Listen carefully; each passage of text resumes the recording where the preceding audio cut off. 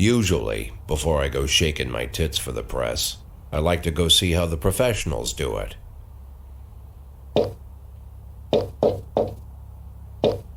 Some might say the chief of police has no business in an institution like this, but in fact it's the quietest and safest place in town. You won't run into any reporters, nobody gets into any fights, nobody drinks too much, nobody even raises their voice.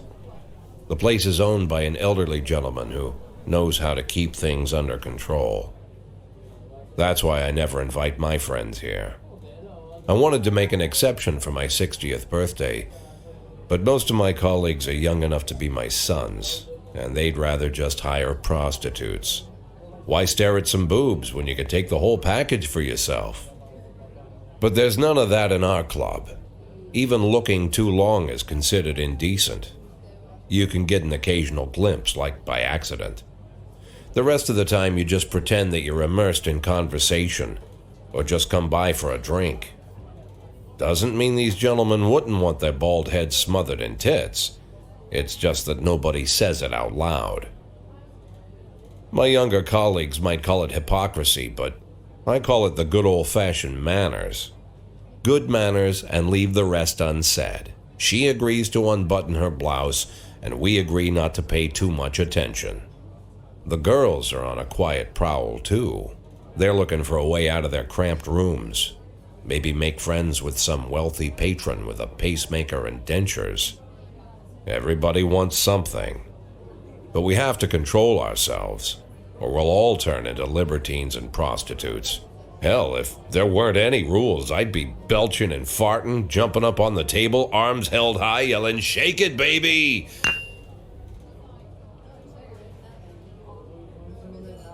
No idea how I got so barbaric.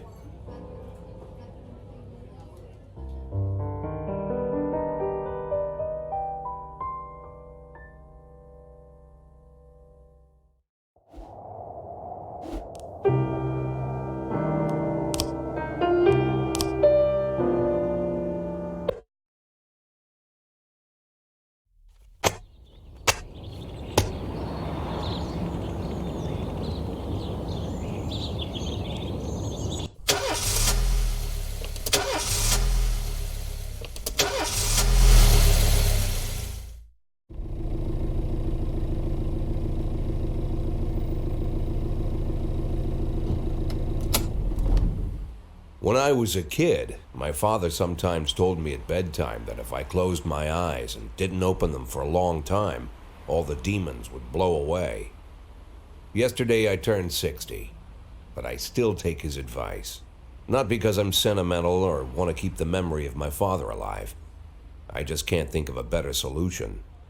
To get away from all the demons that haunt Freeburg, I'd need to wear a blindfold 24/7. Plus, it's a good idea to act blind when talking to reporters. At least that's what my colleagues say. They're afraid of press conferences. But for me, it's more like a confessional. No matter what lies you tell, you're privately thinking the honest answers. It helps me remember who I am. The fact that I'll be reading all about it in the papers tomorrow is a small price to pay. Call it penance for the preacher.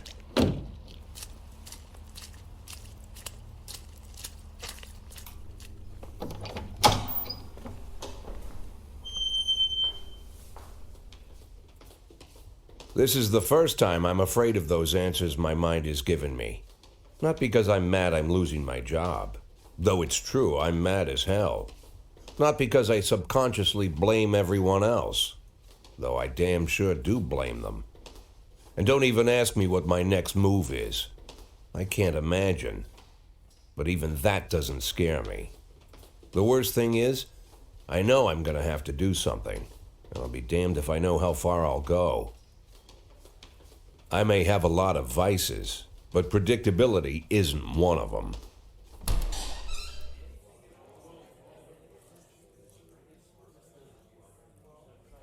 I learned a long time ago how to drive away the swarming demons. But what do you do when they're trying to rip your soul from your skin? Shutting my eyes tight as I can. The best solution remains the same. play blind. I just hope the reporters think I was blinded by the camera flash.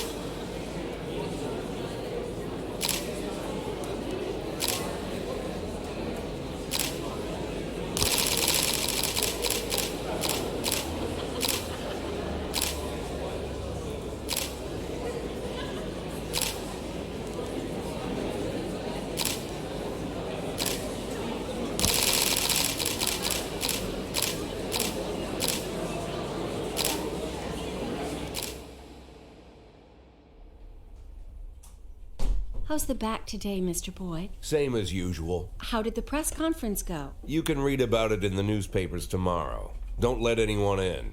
Even Mr. Kendrick? Especially Mr. Kendrick.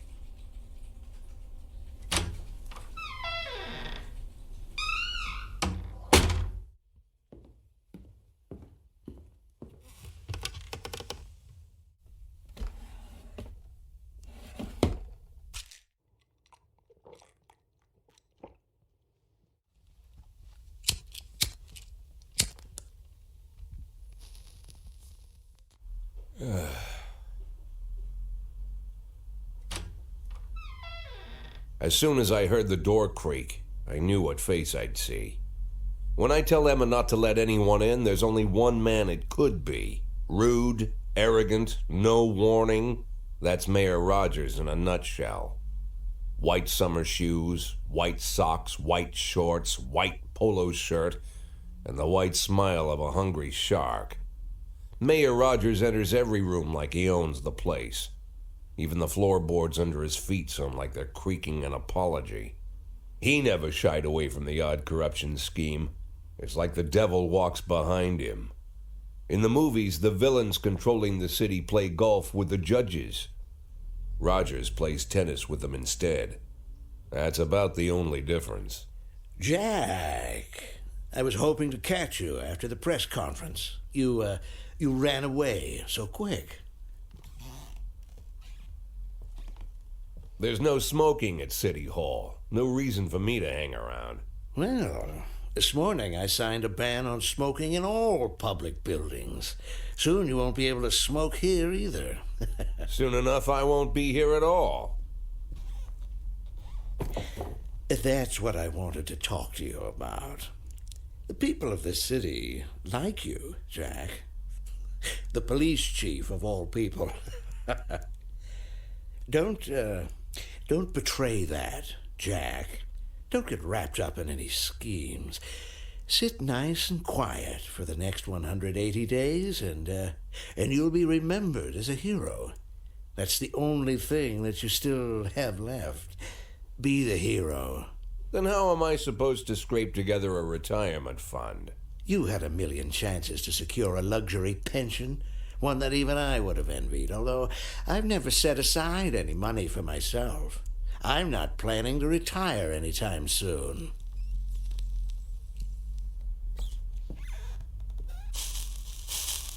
"180 days of quiet, Jack.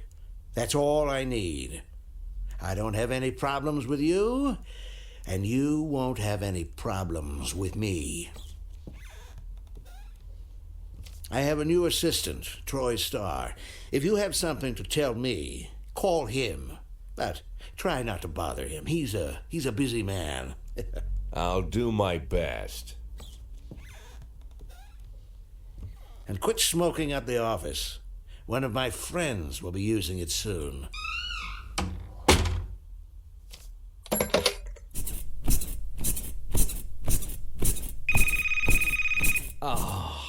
I'm sorry, babe. Only the mayor has this number. Mr. Mayor? Yeah, is this Troy Starr? Yes? Go fuck yourself, Troy Starr.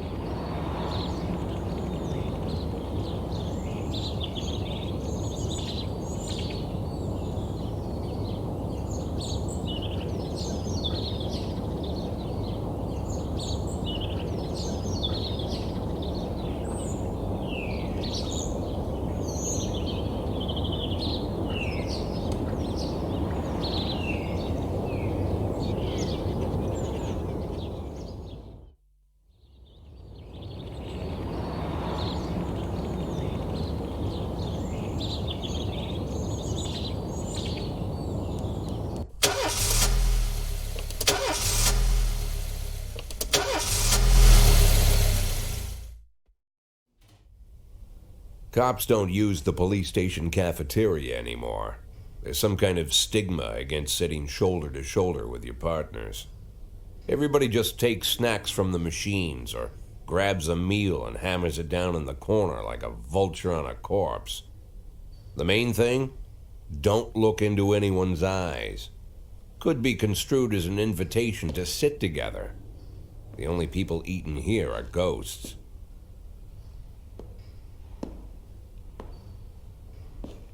My deputy, Francis Kendrick, he recently became one of those ghosts, the subject of one of the most devastating corruption scandals in the history of Freeburg. No evidence to support the accusations, but everyone knows Kendrick's days are numbered. I need that file I asked for. Needs to be ready tonight. Francis didn't say anything, but I understood. Ghosts aren't supposed to talk. Besides, I got a feeling he was already finished.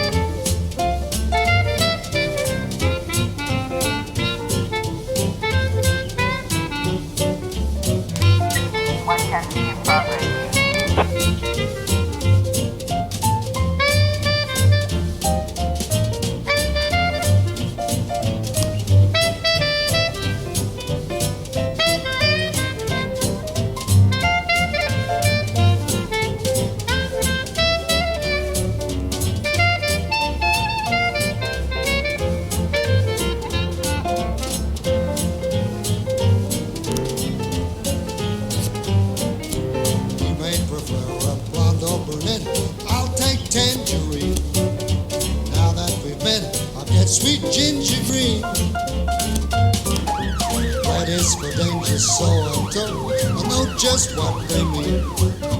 Gotta be bold, the whole sweet Ginger Green.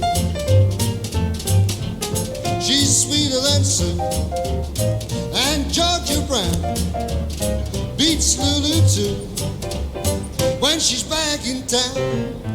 Now she can shimmy like Sister Kate. She's a dancing queen, fit for a king. Swing sweet Ginger Green.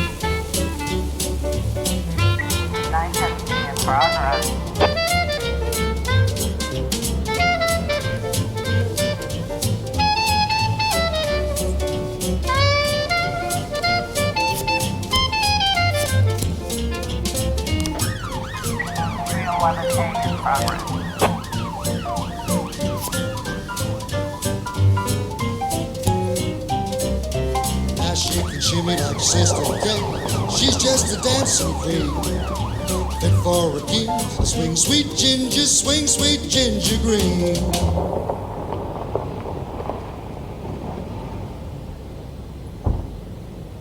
412A in progress.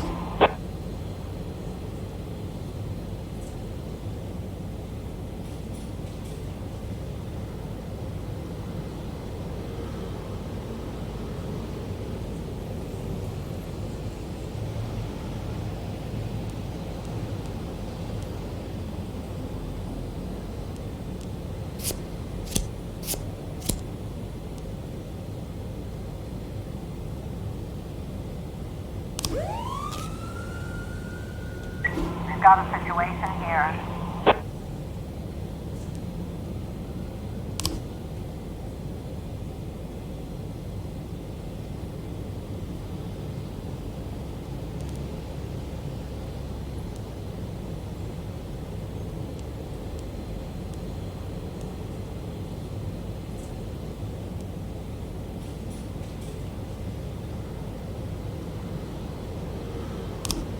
Nine testing complete.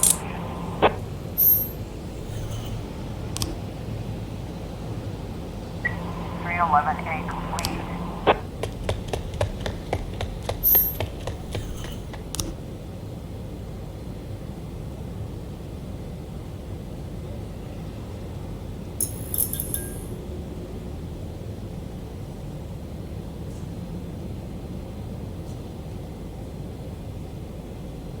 Four 12A complete.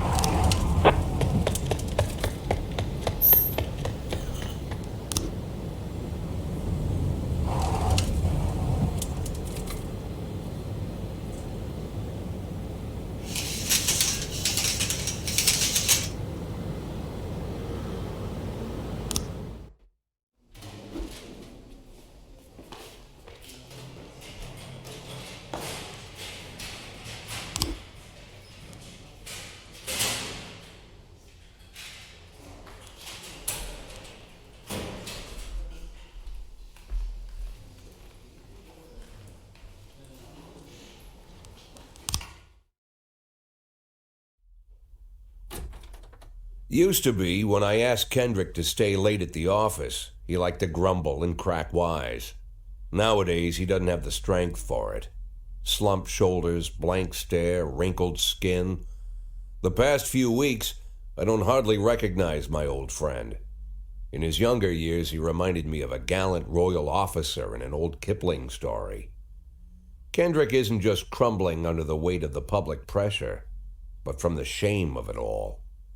Internal Affairs raided the library he inherited from his grandfather, hoping they'd find buckets of cash stashed in the pages. Heard about the look on his face. The fearless policeman standing helpless in horror. I've known Francis for 30 years. The past 20 years he's played loose with the law. And I know that at a certain point every stolen dollar brings more misery than anything else. Probably sounds crazy, but I sympathize with the guy. What can I do? Your friends are your friends, and these are the waters we swim in. Called all of the people on that list today. Now they know you're in business, so you could get a call from any of them. You don't need to worry about any of them. I've cleared them all. And what kind of business are we talking here? It's nothing too serious, just like you asked. Should be just a few small favors. Payments will vary depending on the situation and who you're dealing with. How much are you looking to earn? $500,000. $500,000? Why not a whole million? Because everybody wants to take $1 million. Figured I'd try something different. $500,000 in 180 days? Well, you could earn it all above board if you netted all the big fish and hit all your bonuses. Never knew you for a fisherman. Well, you never got into my business, and I'm not trying to get into yours. But be careful about bringing in any other cops. Sooner or later, they'll put the finger on you. And one more thing, Jack.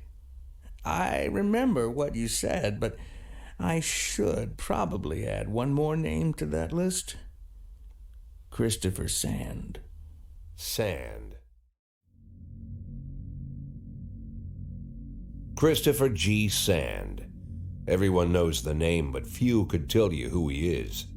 The old man stays away from the spotlight. Always wears old-fashioned jeans and knitted sweaters. Gives to charity. Rarely attends social events. An avid hunter, I hear. Even dabbles in poetry. You'd never guess he's the head of the oldest and most powerful gang in the city. Goes back as far as his great-grandfather. And Sand is strict about following the old rules.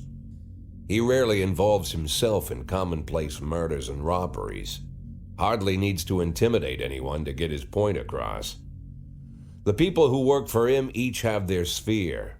They provide protection where needed, even work with the authorities when they want to make a deal. Meanwhile, Sand pulls the strings without getting his hands dirty. People sometimes mistake his quiet approach. A couple years ago, an arms dealer decided to expand its business without asking permission, and his whole family paid the price. In 4 weeks, Sand killed 31 people. Old men, women, even a few teenagers. And Sand's people made sure every paper reported it. Frank, I don't want to hear you say that name again. Jack, please, listen to me. I'm in with these guys. We agreed, Frank. That's not the kind of business I'm into. I don't go there. Never have, never will.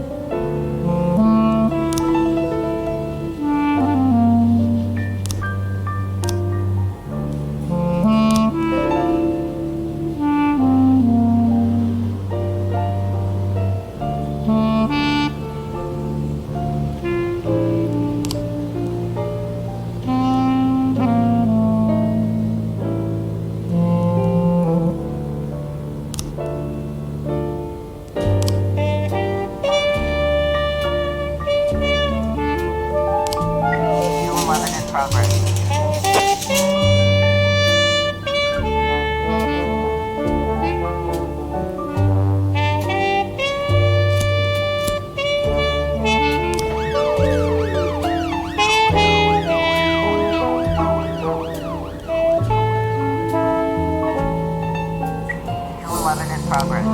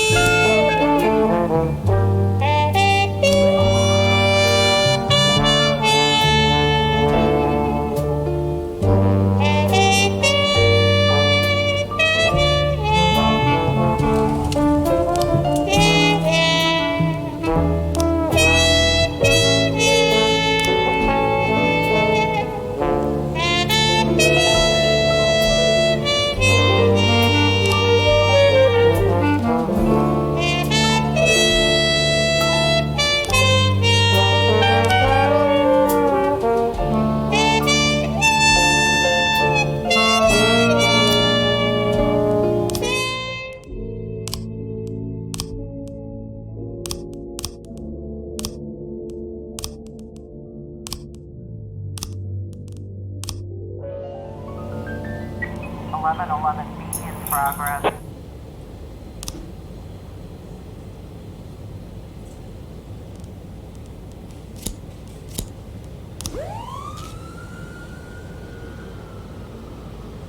Four 11 in progress.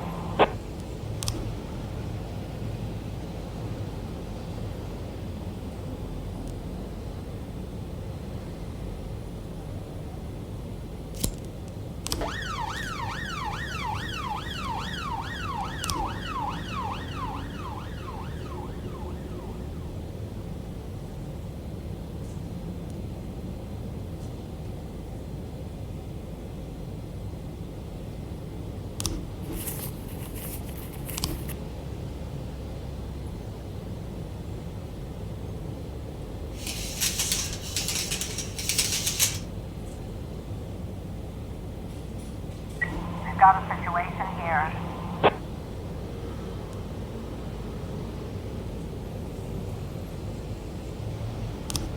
Eleven B complete.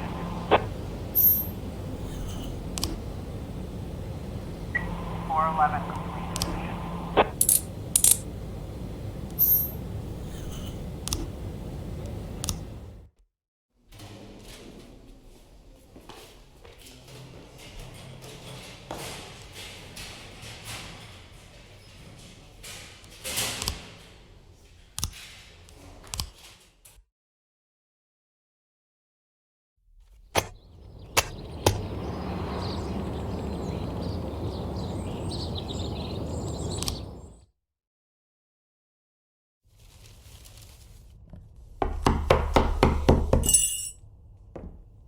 Whenever I'm alone at home and there's a knock at the door, I always hope it'll be my wife, Laura.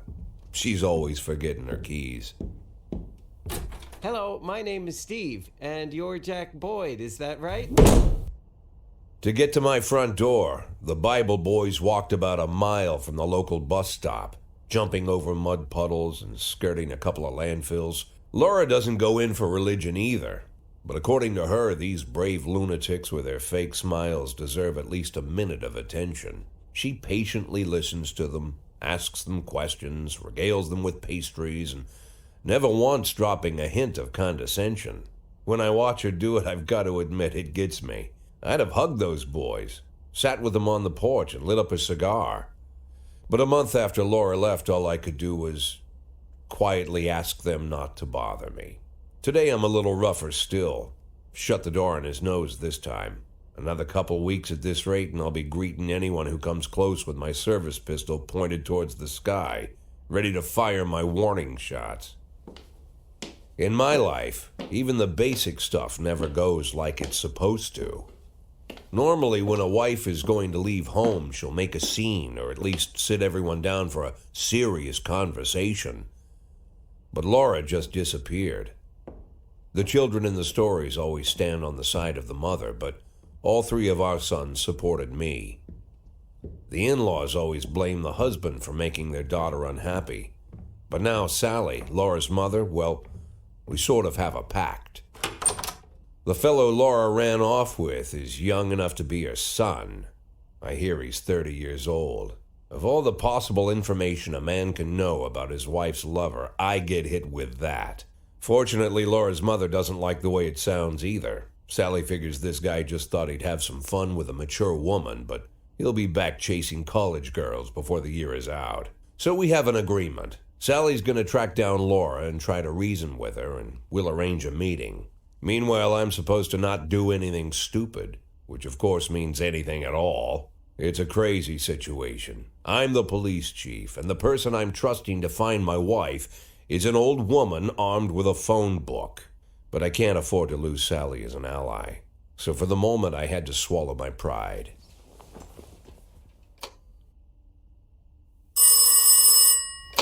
Hello.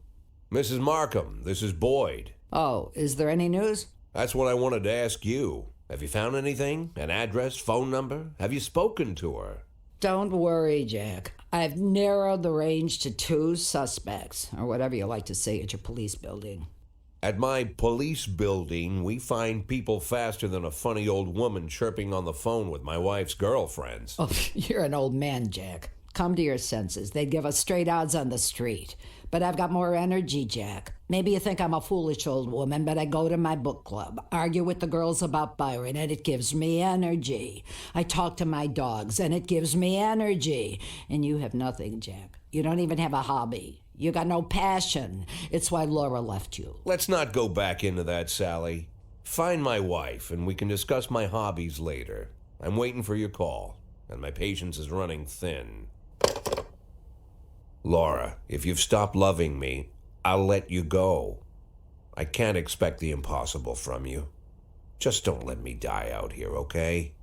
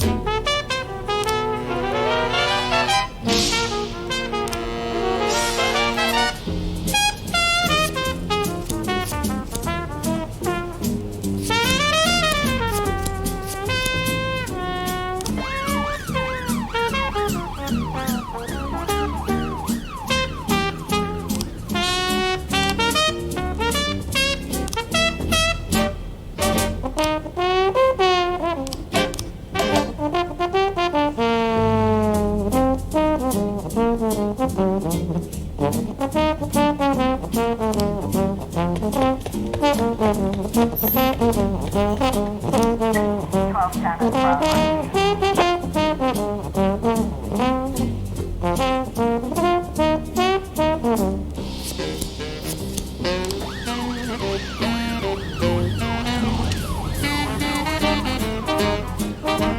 Officer on scene. Looks like we have a situation.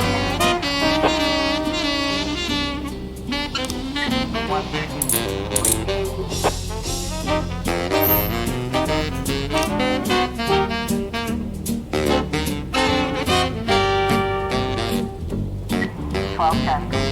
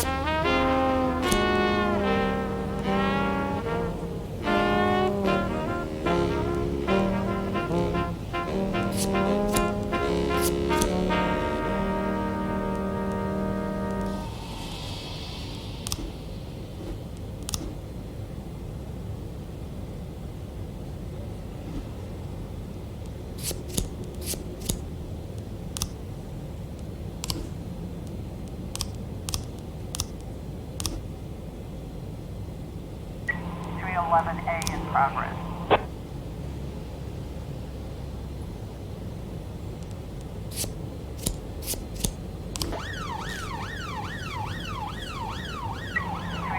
A in progress.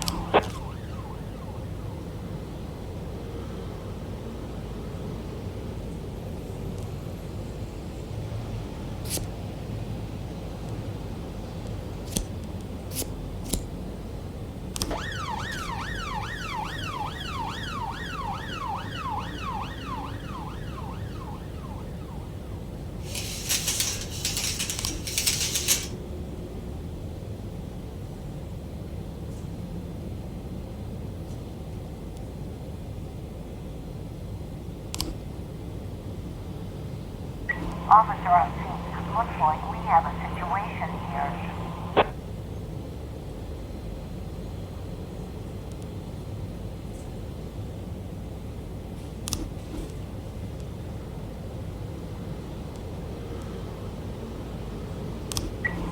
A complete.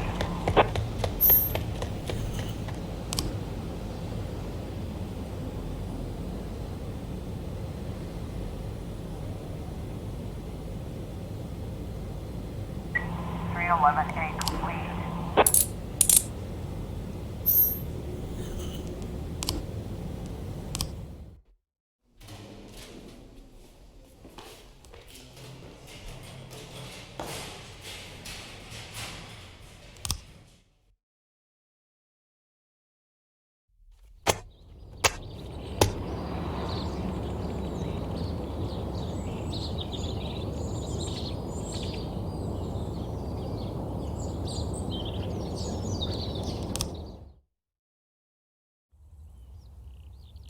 Why would a man need a barn? To store all the stuff you can't bring home. About 30 years ago, back when I was young and interested in farming, I carried all kinds of junk home. After a day in the field, I'd come home with buckets, shovels, dirty boots and clothes, and instantly transform the living room. But even back then, there's something I always kept in the barn.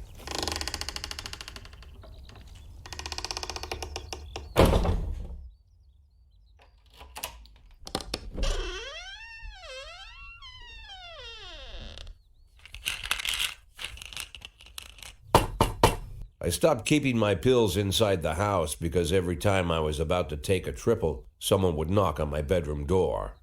Now they're knocking on my barn door. Well, fine. It's not every day that someone comes to visit your barn. In all the years we worked together, Kendrick never came to visit the house. We drank at bars, went fishing, went to the mountains, even chased off some poachers one time.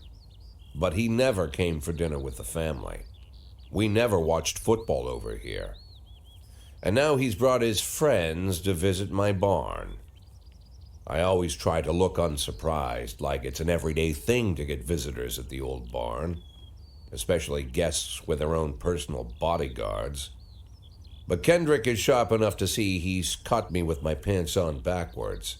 Sorry for the surprise, Jack. We saw you from the car. Figured we'd find you in here. I'm going in for a minute, fellas. These guys will wait outside.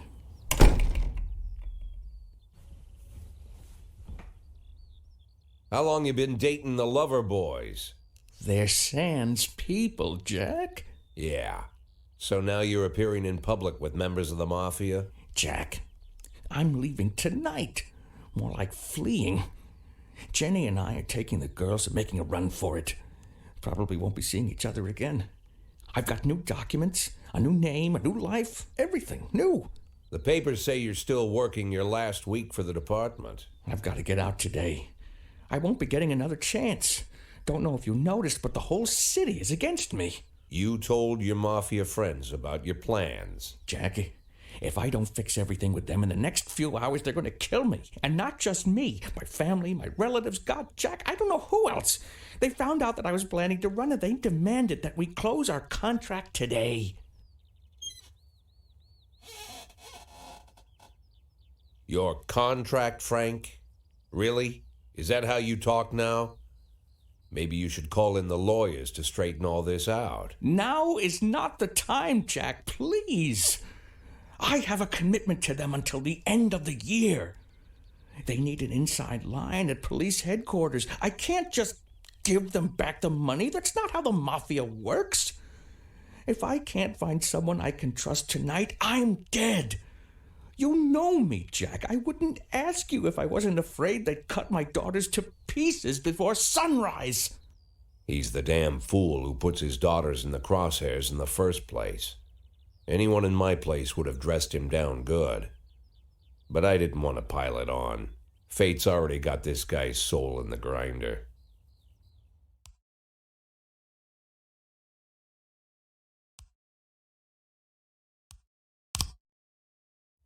Give him my phone number and tell him it's done. Don't call me. Don't come to work today. I don't want to see or hear from you again. Time for you to go. Jack, Get the fuck out of my nice cozy barn, Frank.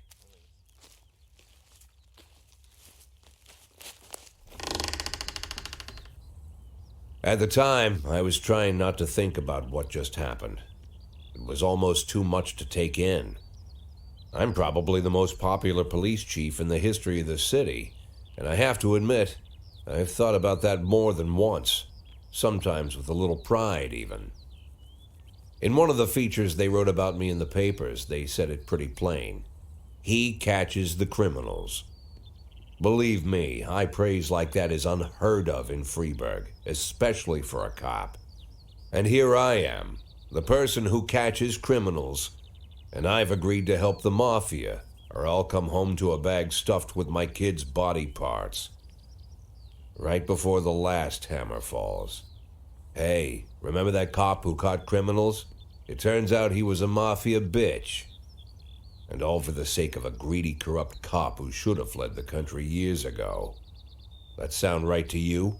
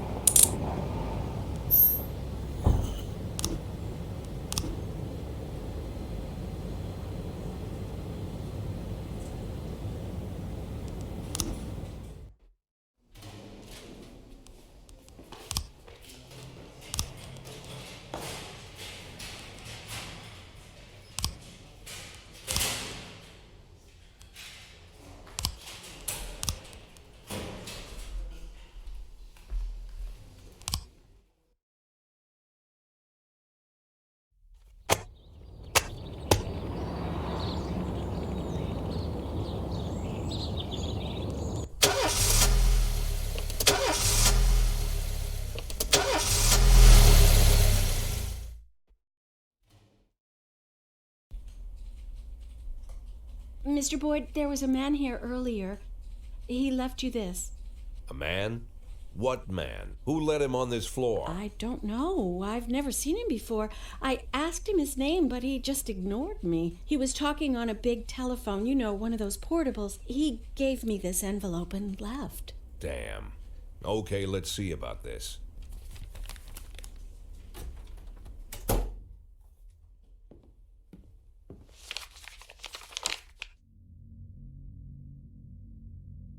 Of course, they could have shot them the second they took the photo, but I knew Kendrick and his family were all right. Either way, the message was not that they got out. It meant that I was in. My servitude to the Mafia had begun. I'd only been in my new position 5 seconds, and I already knew why Kendrick called it a contract. You sound doomed if you call it what it is. A curse. Boyd. Good morning, Jack. I believe you just received my message. Who am I speaking with? Oh, I'm sorry. I forget some people don't recognize my voice. But I assure you, Jack, if I was sitting right there in front of you, you'd have no trouble recognizing me, like I was a member of your family.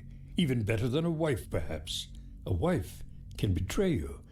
No man is immune. I don't talk to people who don't tell me their names. Oh, Jack, don't be so childish. You're too old to run away from strangers. Yes, we both are. And in our old age, friendship becomes rare and all the more precious. But of course, we must work with new people and find out new names. So if you insist, Jack, let us formally meet. Hello, Jack Boyd. I'm Christopher Sand. Wonderful, Mr. Sand. And what is it you do for a living? Oh, you'll soon find out all about that.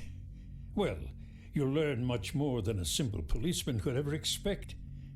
You're a simple policeman no longer, Jack. Don't turn off your phone. You start today.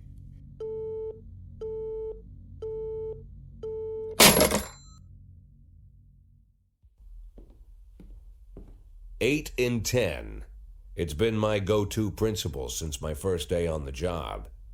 I've got to let my colleagues hush up what they need to, 2 out of 10 times, so that they'll help me with the remaining 8.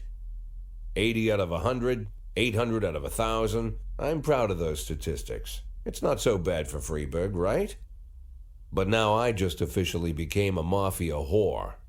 I'm supposed to be fearing for my life, for the lives of my wife and children.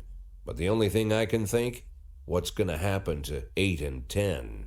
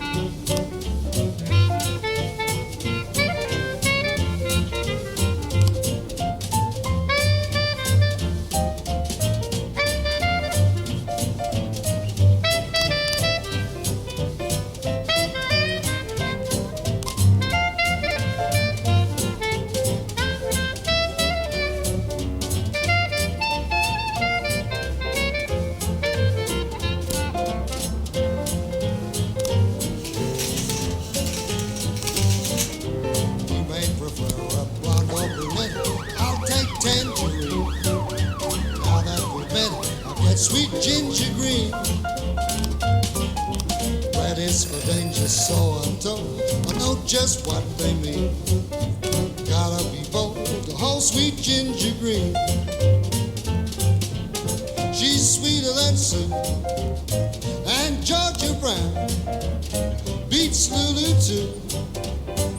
when she's back in town. Now she can shimmy like Sister Kate. She's a dancing queen, fit for a king. Swing sweet ginger green.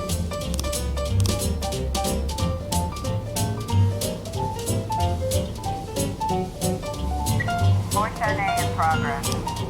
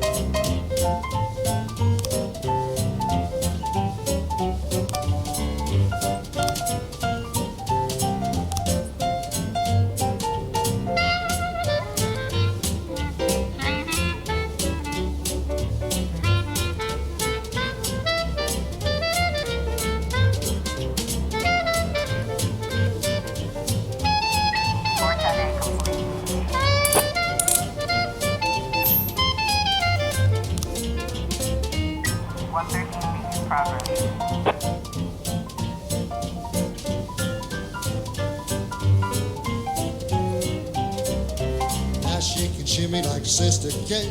She's just a dancing queen, fit for a king. Swing sweet ginger green.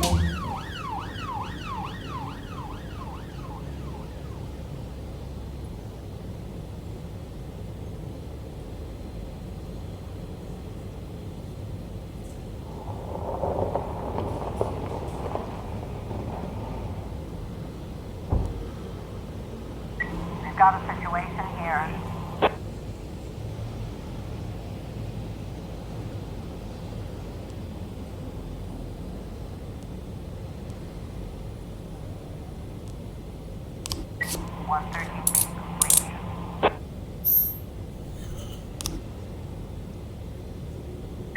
A in progress.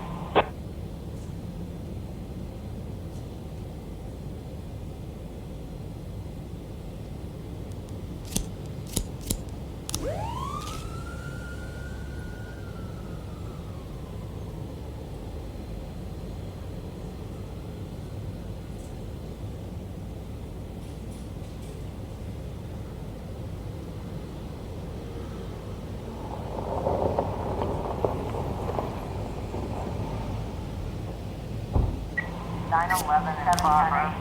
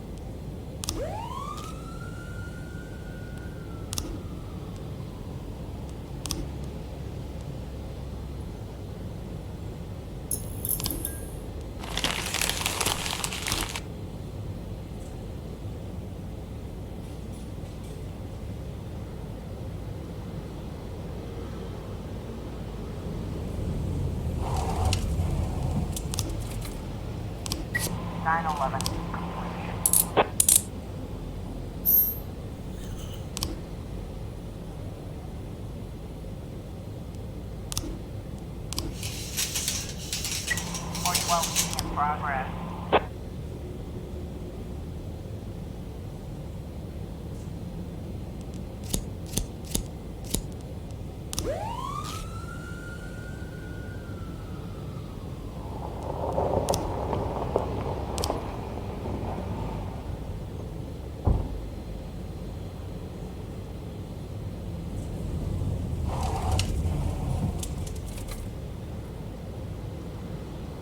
We've got a situation here.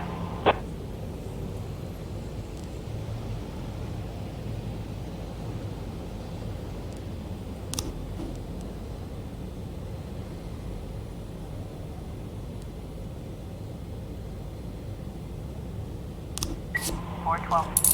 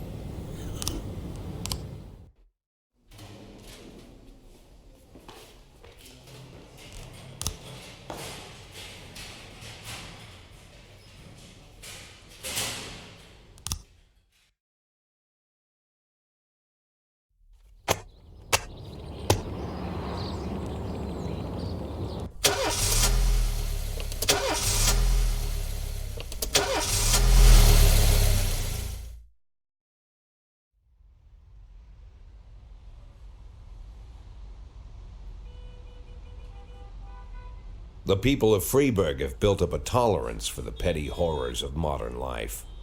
You'll never see crowds gathering around a beaten passerby. Folks rarely even slow to gawk at a car accident. And street theft doesn't turn heads anymore. Been a long time since people got worked up about stuff like that. So when I ran into a troubled crowd on the way to work, I knew there was something serious going on. Something bad enough to knock these people out of their daily rhythm. And we're talking about people who would step over a corpse if it was blocking the door to the coffee shop. But apparently all it takes is a bunch of leaflets, or spreading broken glass across Main Street, or releasing a couple of hundred rats in the ice arena. The mysterious figure taking responsibility for these strange acts goes by the alias Robespierre. Nobody knows who he is, what he wants, or what all this adds up to, from the buckets of lard spread on the sidewalk to the front door of City Hall covered with ostrich feathers. But this strange cross between childhood pranks and cheap theatrics has got the people all worked up. Everyone understands when some Freeburg crook satisfies the basic human need to rob and kill. But when someone steals a lion from the local zoo and locks him in a cell below the courthouse, the people start asking questions. Myself, I kind of like this Robespierre. It's not just the pranks he's pulling or his green bull's head emblem. I just like his funny nickname. Robespierre? Really? Who does that make me? The Marquis de Lantenac? I don't think so. In the old books about revolutions, I fancy myself the old gunner who goes off to war with a bag of damp powder. Or maybe the innkeeper who tops up the beer kegs with mop water. It's something to think about.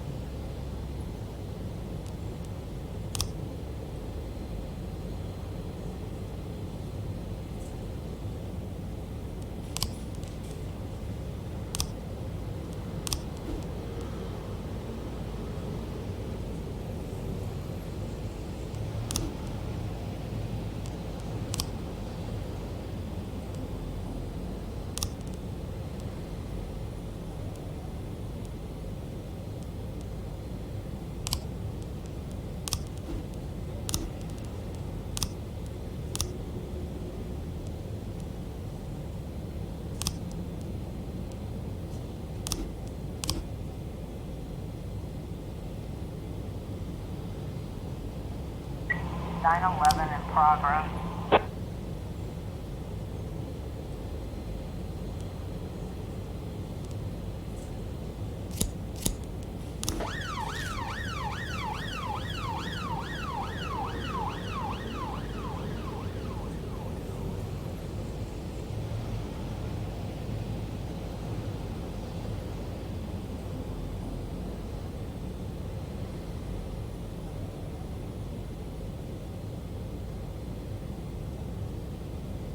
Looks like we have a situation here.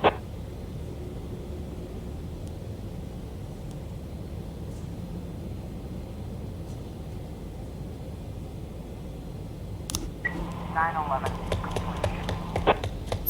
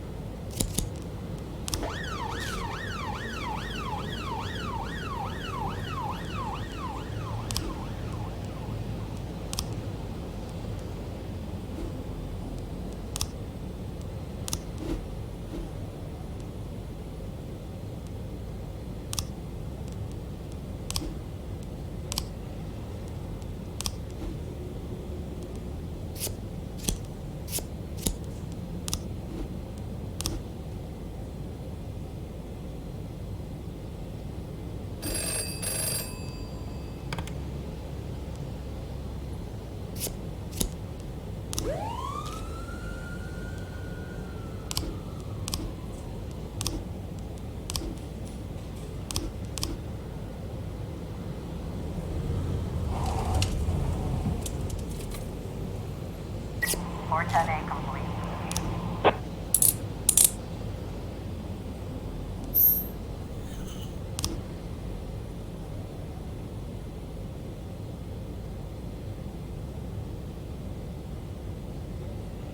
Four 12A in progress.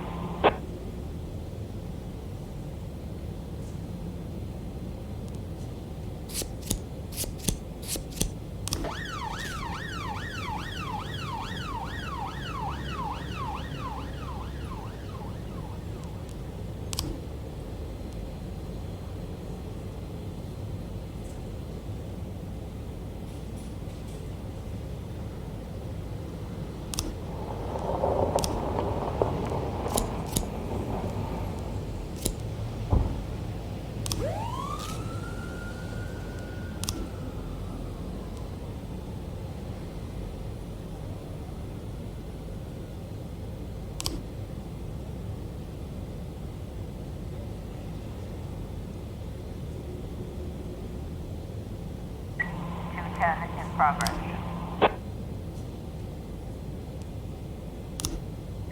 Four 12A complete.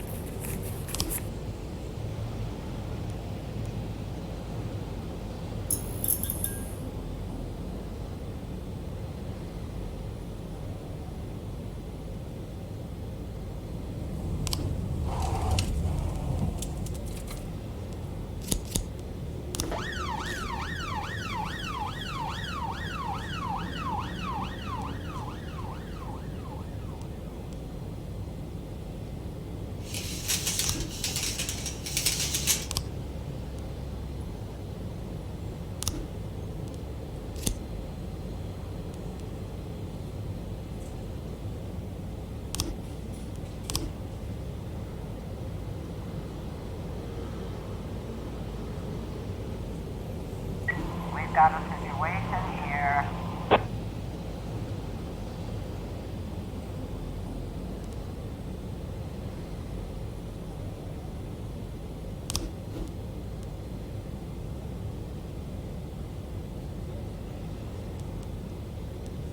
Two 10 complete.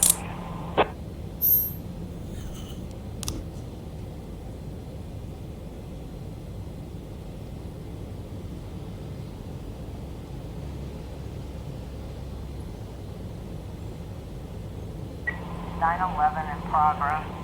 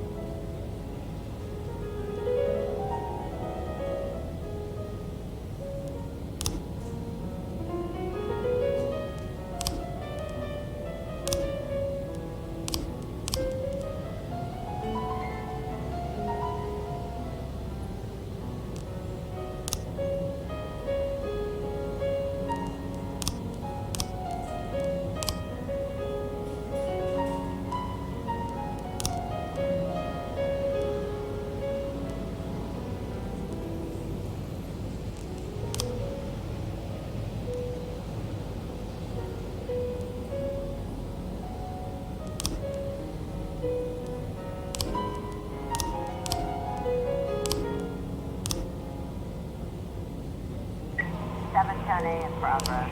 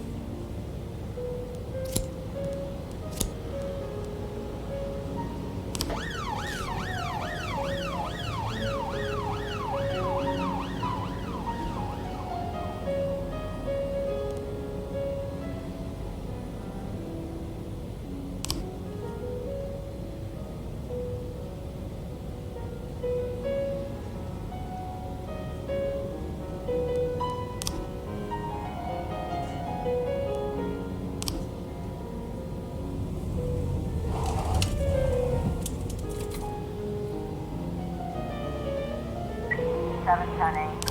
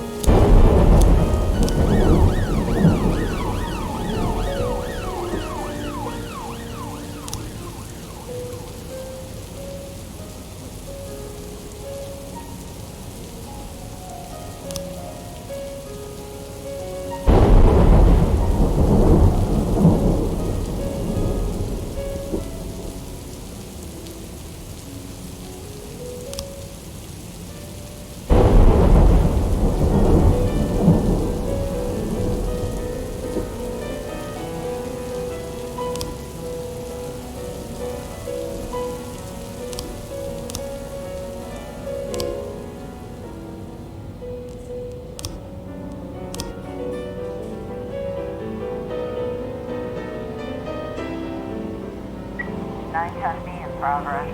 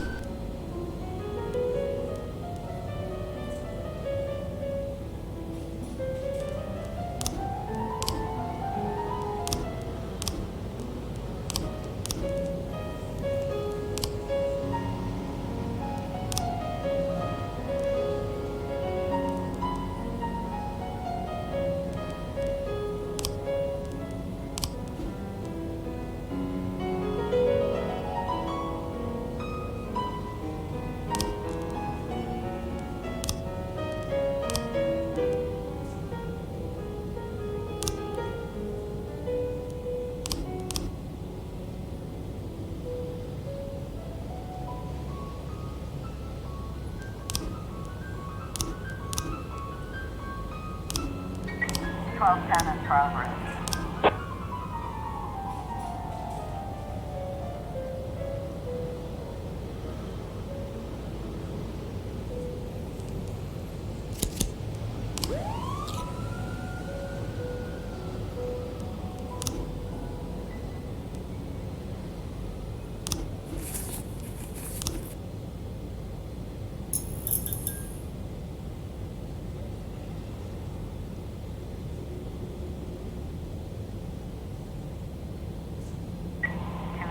In progress.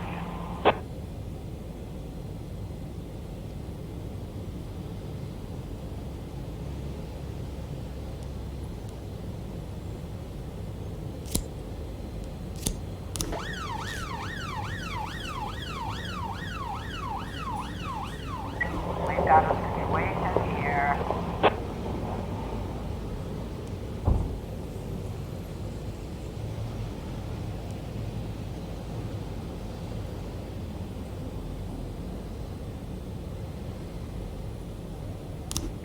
Twelve ten complete.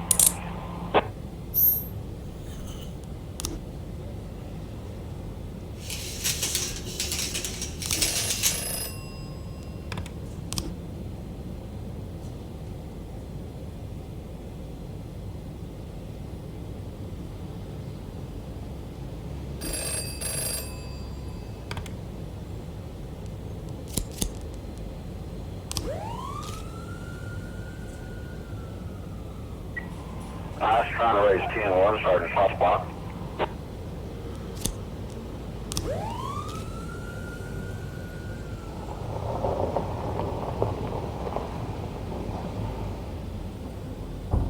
Six 11 in progress.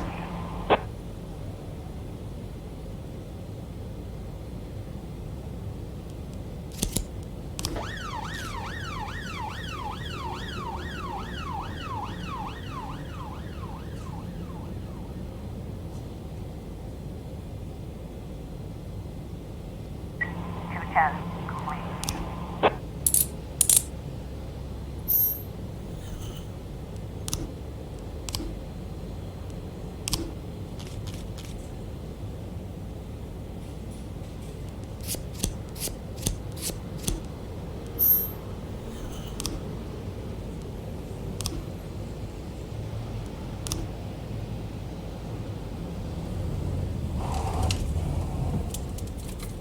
Officer on scene, it looks like we have a situation here.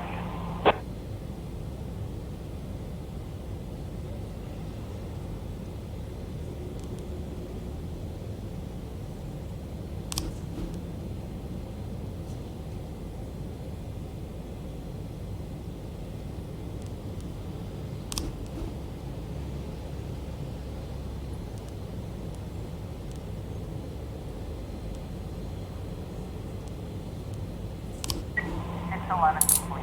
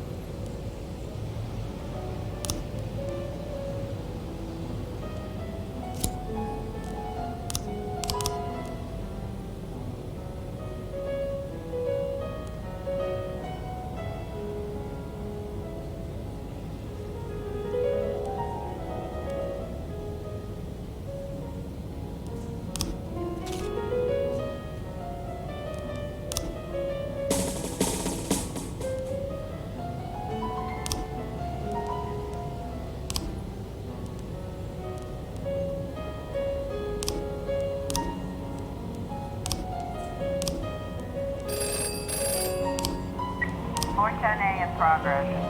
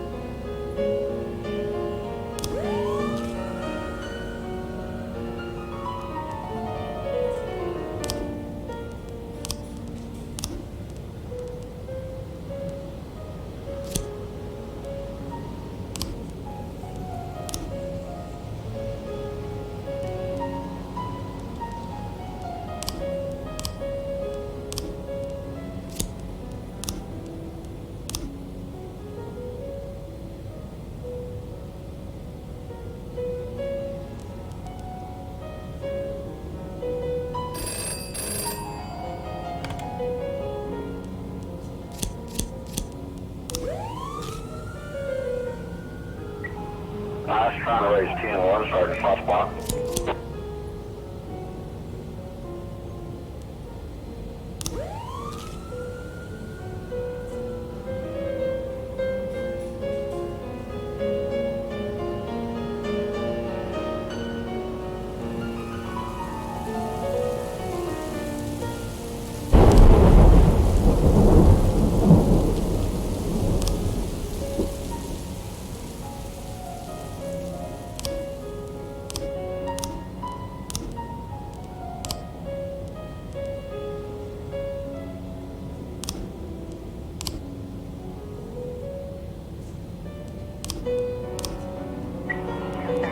Progress.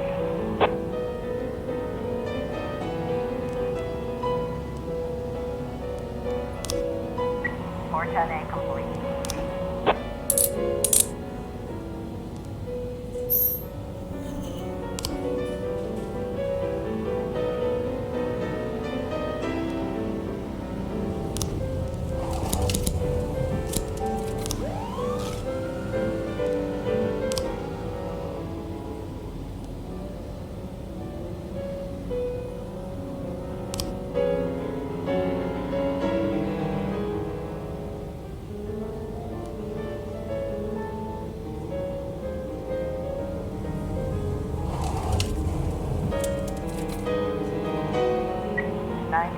Progress.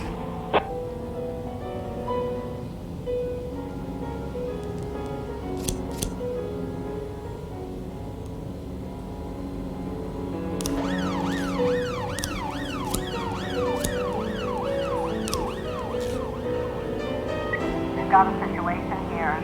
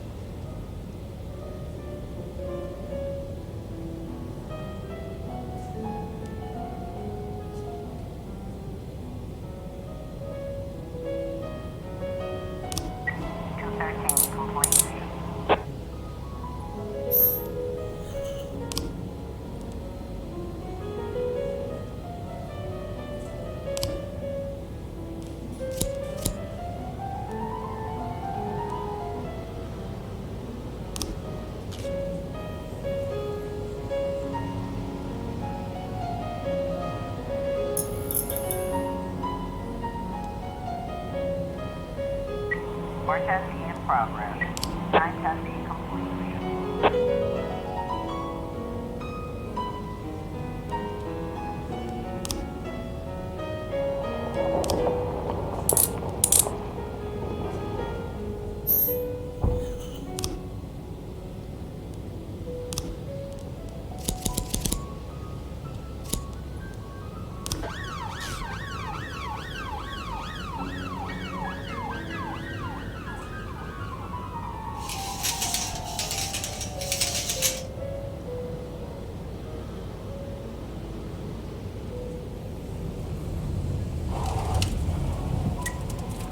trying to raise TN1, Sergeant Hotspot. 412A in progress.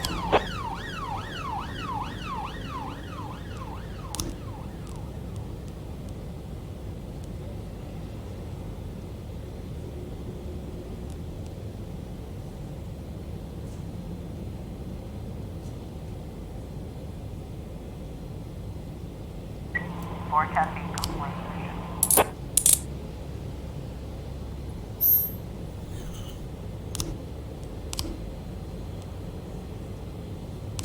Four 12A completion.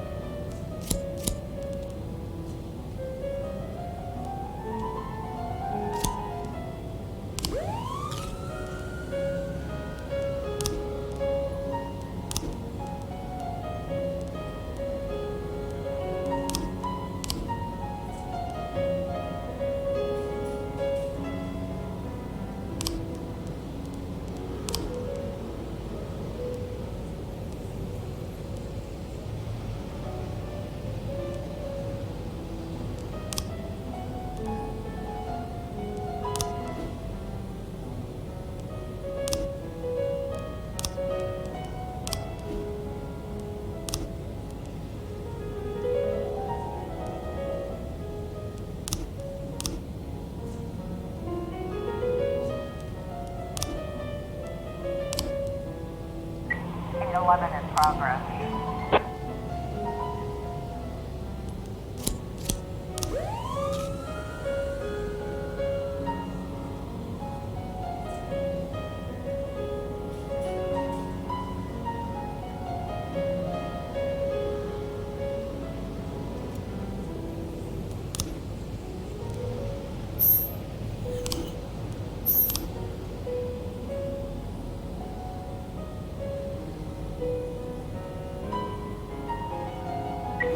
Got a situation here.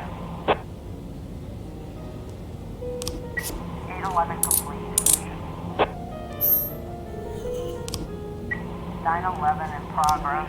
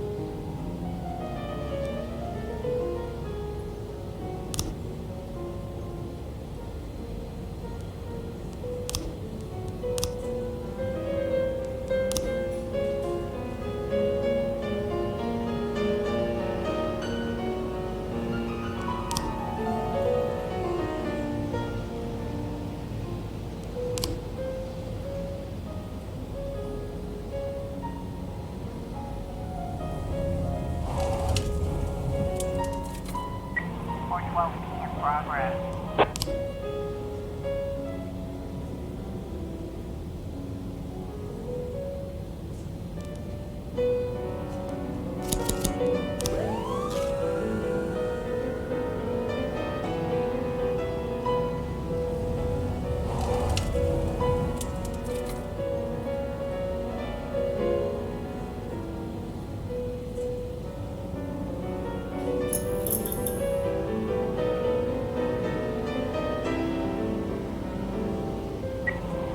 A in Ash progress. trying to raise 10-1, Sergeant Hotspot.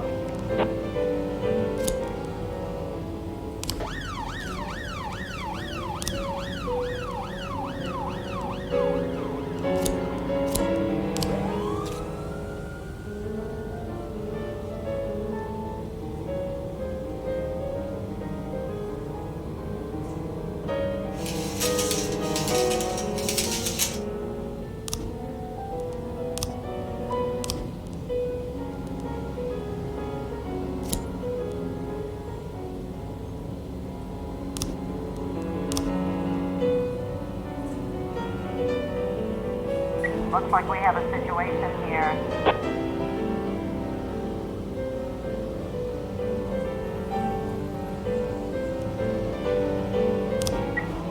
A complete.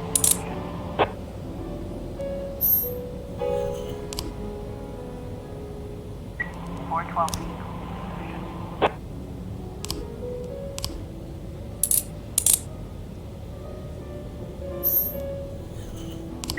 Nine ten A in progress.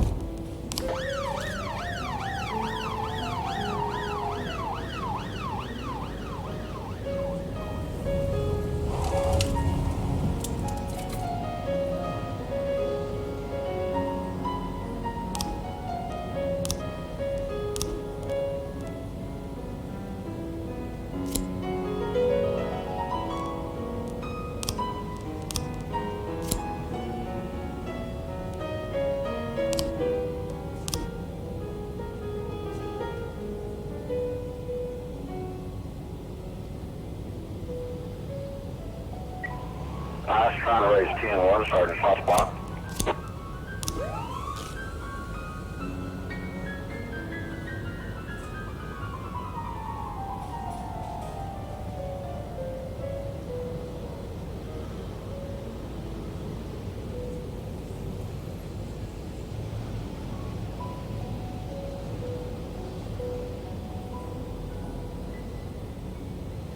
Nine ten A complete.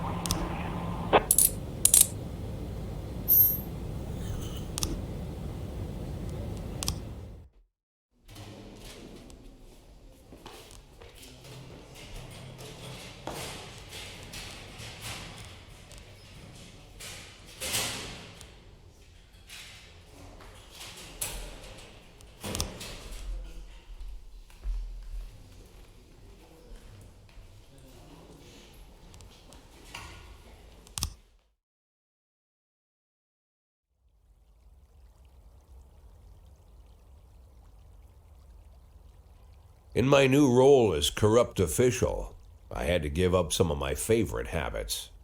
I couldn't turn off my phone when my head ached. Couldn't sleep till noon on Saturday and let the rest of HQ take up the slack. No more days off to go fishing. But my weekly visit to the Old Colony Club was more like tradition. One night a week, I absorbed cigar smoke, the vague smell of alcohol, the stench of urine, all mixed with toxic levels of old drunken belches. Same picture it was 30 years ago. Tradition's gotta be honored. And to stay faithful to the tradition, you've got to respect the standard rituals. When you're about to roll out of the club, you need to take a deep breath and count to 100. If your stomach doesn't do a backflip, you should be good to make it home. This time I only got up to 60. I was interrupted. Why? You look even better than you do on TV. There's nothing more impolite than approaching people in the alley at the Old Colony. This is the most private place in the city. All who enter here dirty their shoes with the most elite stream of vomit in Freeburg. This asphalt has been blessed by judges, lawyers, artists, businessmen, and all our politicians. Takes a lot of balls to crash the party. My head was a drunken haze, but I knew who he was. A cartoon gangster suit straight out of Dick Tracy. Fancy voice, fruit cologne, sassy strut. That's how the newspapers described Vikas Varga, rising star in Freeburg's criminal underworld. He appeared out of nowhere, and with the support of the local punks, Varga broke all the old rules of organized crime. He killed those who could not be killed, traded what could not be traded, and robbed those who could not be robbed. In just a single month, this man had gathered an incredible amount of power. He's been called everything from a clown to a madman to a criminal genius, and more often than not, he's called a low-class upstart short on ideas. But if Vargas was one of the old crime bosses, he'd have been cut into pieces and fed to the river. Look past this guy's arrogance, and there's something about him. The city is still deciding what to do with him. Meanwhile, he's burning down the houses of old city mobsters. Not the best time to talk, Mr. Varga. Well, you know my name. I'm flattered, although not very surprised, to be honest. I might be a little short on manners. Like they say in your fair city, with the right manners, you can go anywhere. Well, I don't want to go anywhere. I want to stay right here. Even the criminal world needs manners, Mr. Varga. And one of them is this. Don't interfere with a drunken cop who's trying to take a shit and puke at the same time. Oh, you exaggerate. But is Freeburg always so gentle with its officers? You've been a bit roughed up lately. I see you already know Freeburg quite well, Mr. Varga. Well, I love to learn and look around. But I do know that the inhabitants of this fair city should be friends, Jack. Maybe it's true I don't have the best manners. After all, it's only polite for friends to share their phone numbers.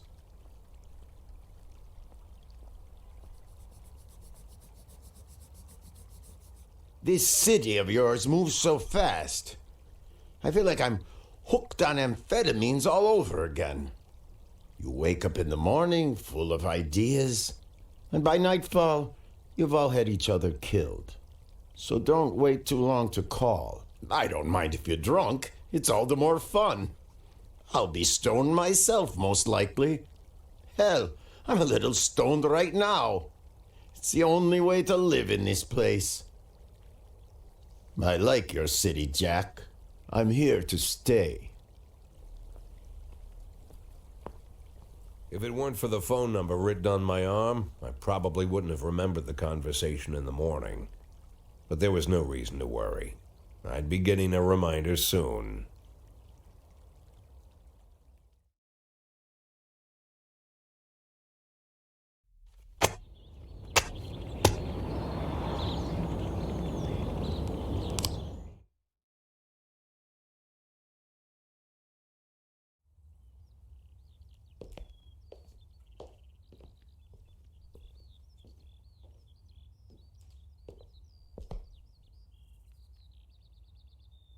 My morning ritual was plagued by the smell of Vikas Varga's fruity cologne. It was like the sharp citrus scent was chasing me around the house, as if Vickers was right there in my living room.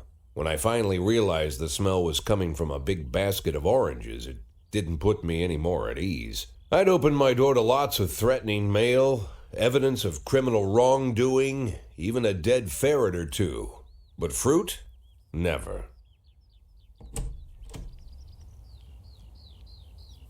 You the fruit guy? Excuse me? Was it you that brought the basket of oranges? Nah, it was here when I arrived. Fine.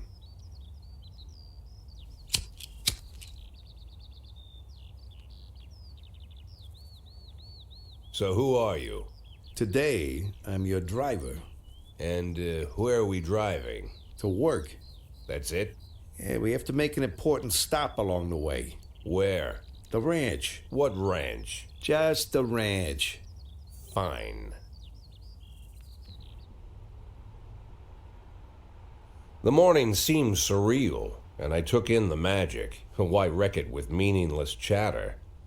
As my tight-lipped chauffeur drove an hour through God knows where, I started to feel like I was in the middle of a bad dream, probably lying bloody and concussed in the alley behind the old Colony Club, my nose buried in a rotten orange peel. But no, this was no dream. The silence was real. The sound of the engine was real. The dust was real enough, too. And there was the ranch over the horizon. It all seemed familiar. The Sand family's overbearing mansion has been the talk of the headlines for decades, but few have managed to get closer than a few miles. I guess I'm just lucky.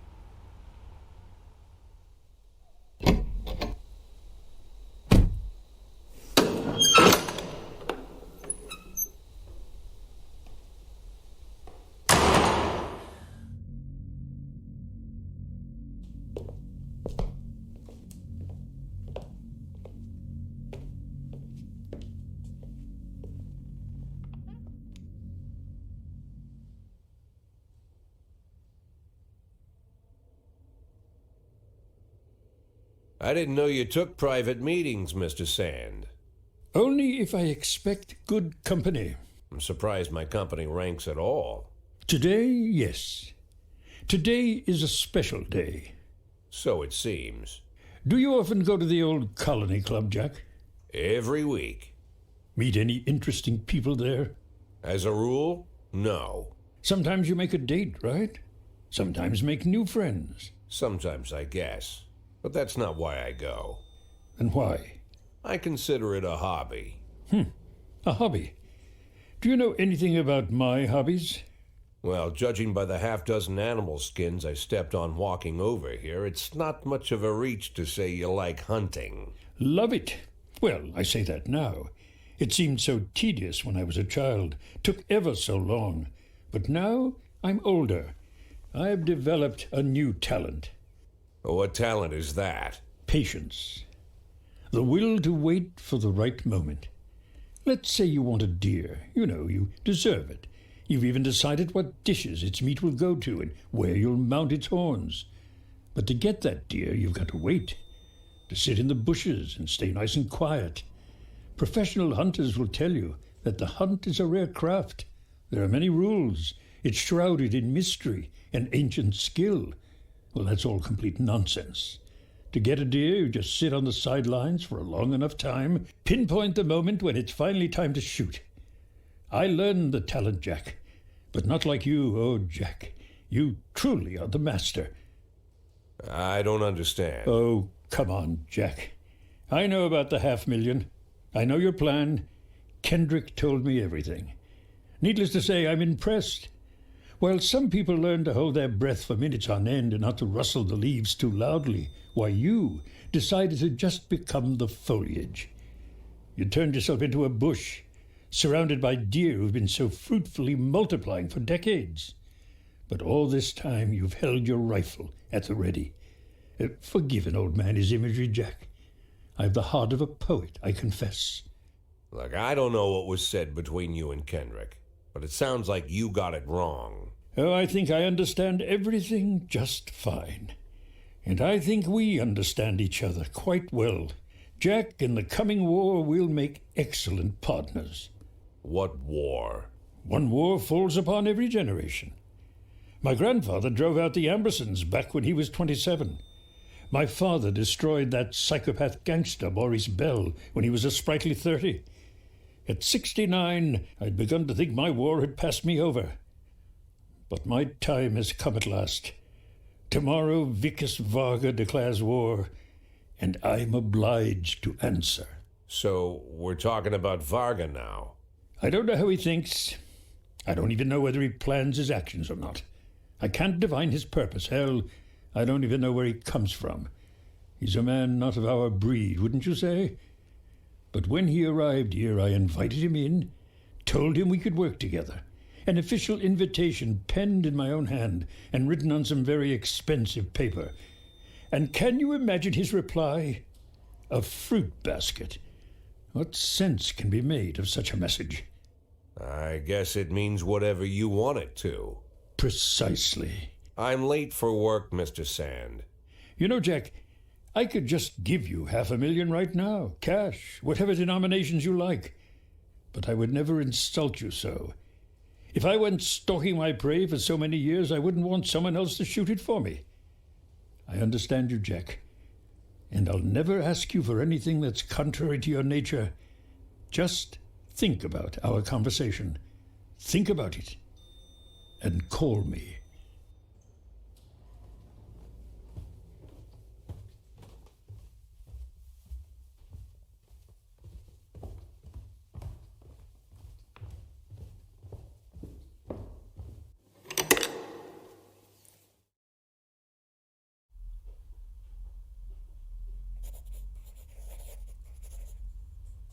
Like I said, it's a whole new life, and I've had to give up some old habits. One of them, keeping away from things that don't concern me. Now I can't afford the luxury.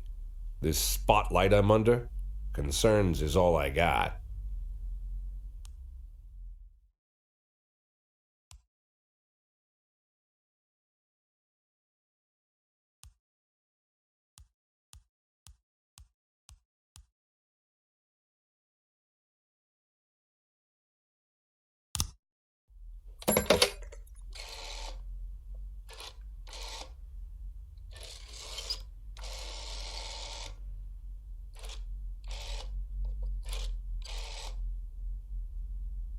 Tell him it's Boyd.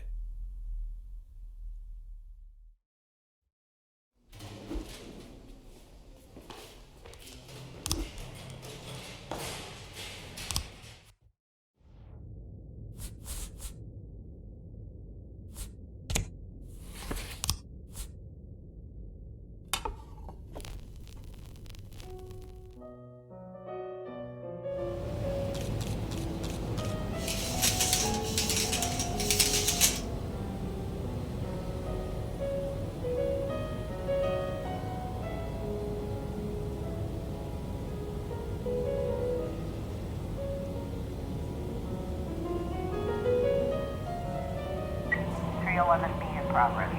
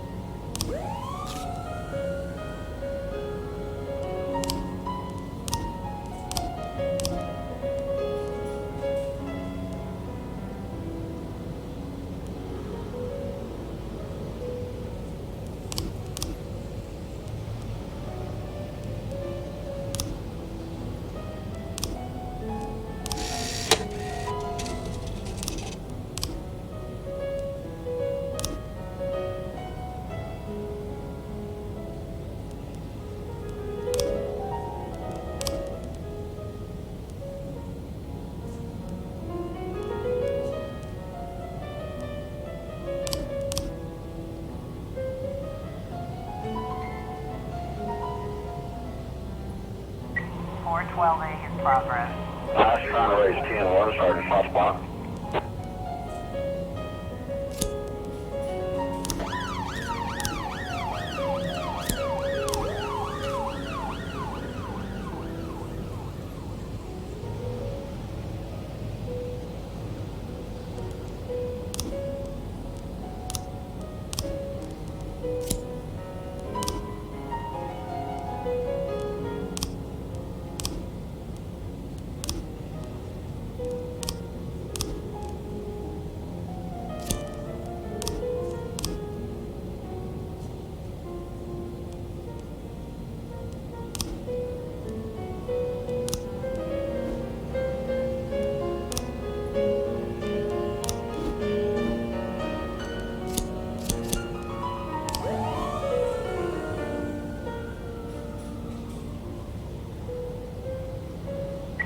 410 area progress.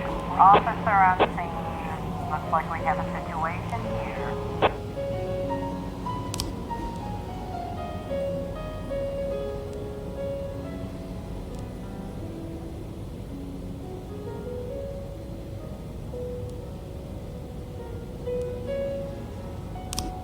Four 12A.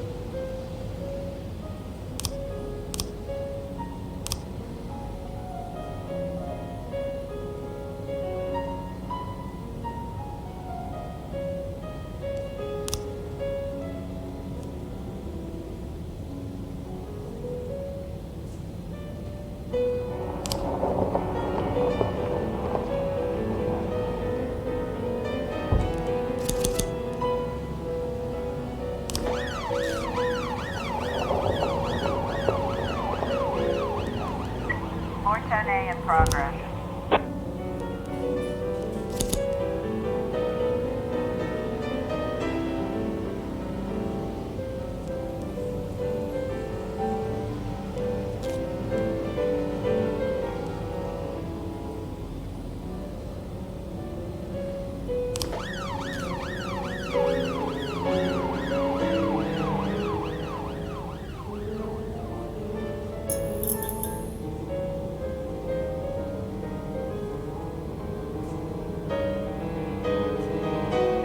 Forecasting complete.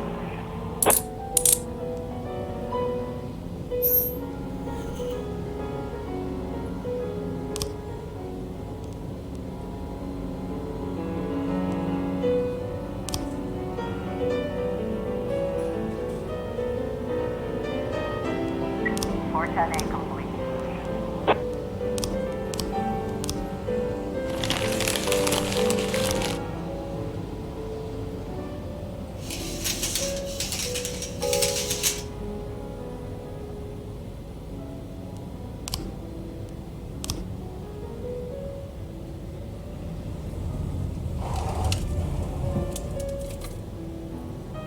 Ten 11B in progress.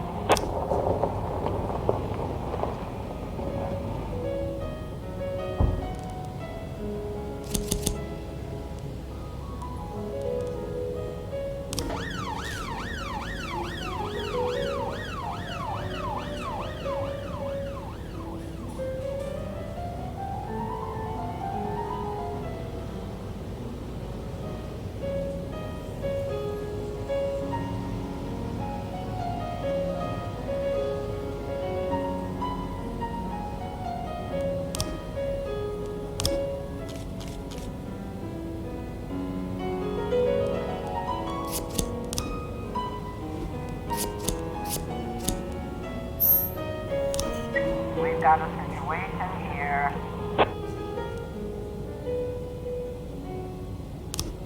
1011B complete.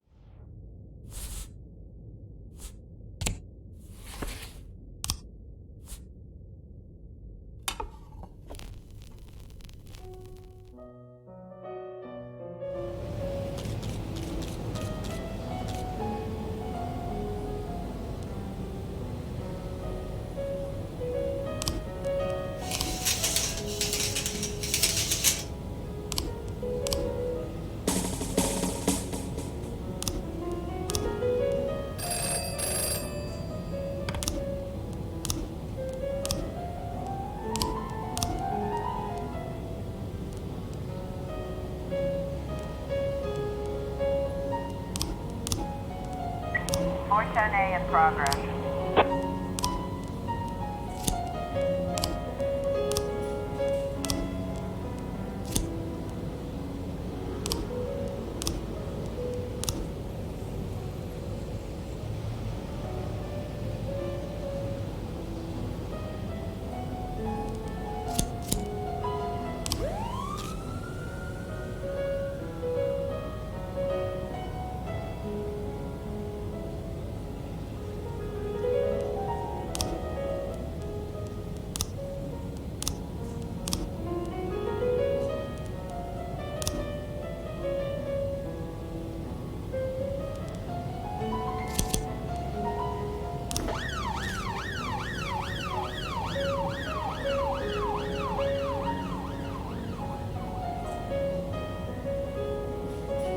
Forte complete.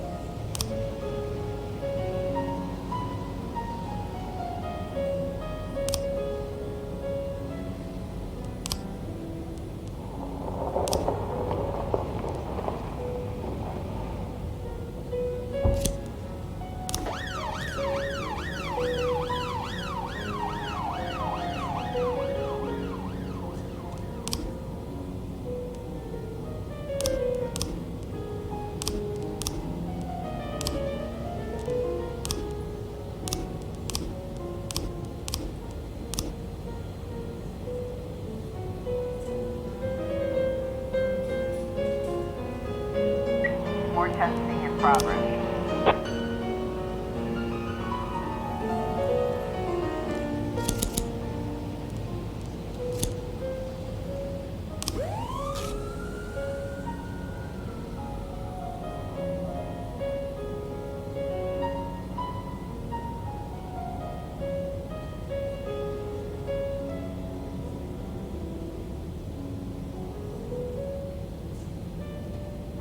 More testing complete.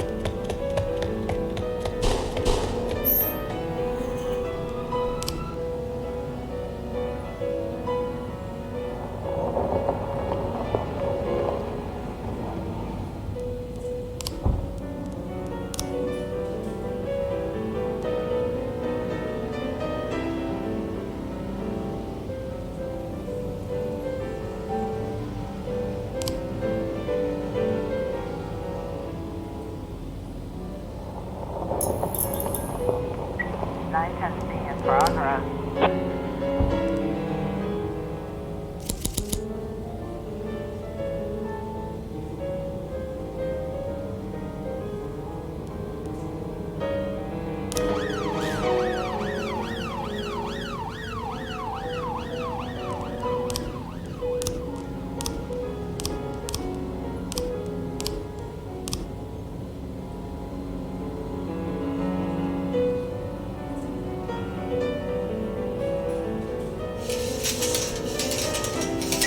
Got a situation here.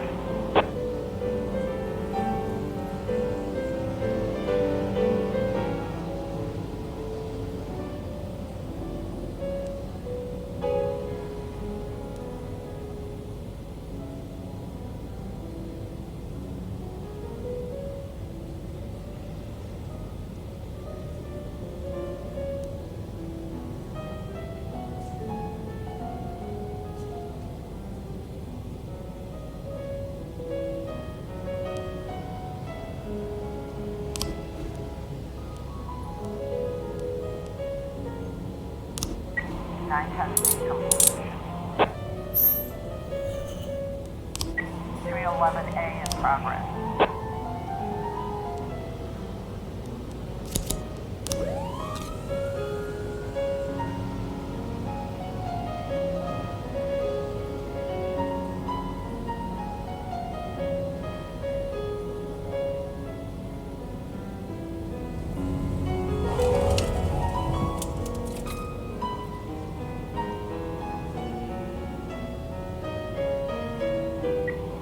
I was trying to raise 10-1, Sergeant Hotspot.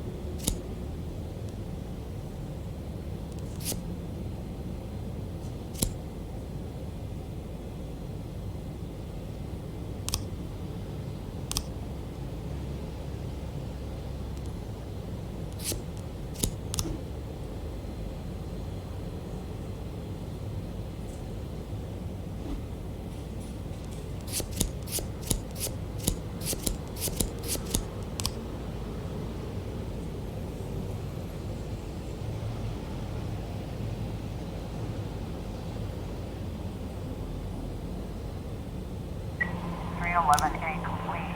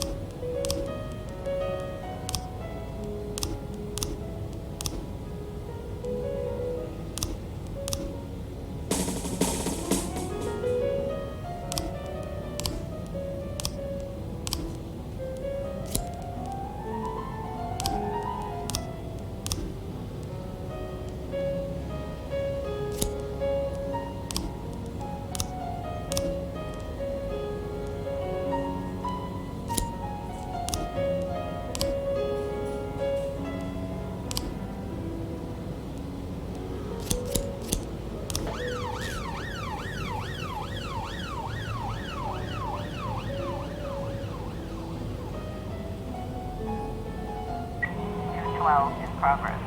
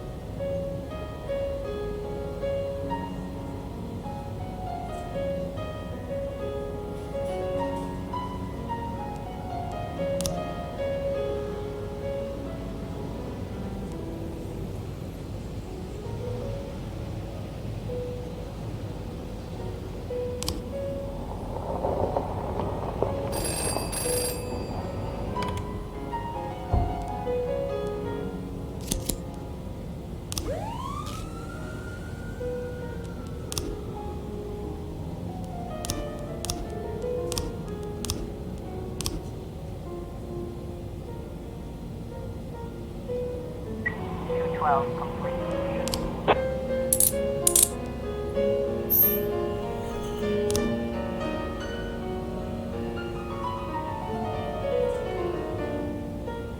Eleven 13 in progress.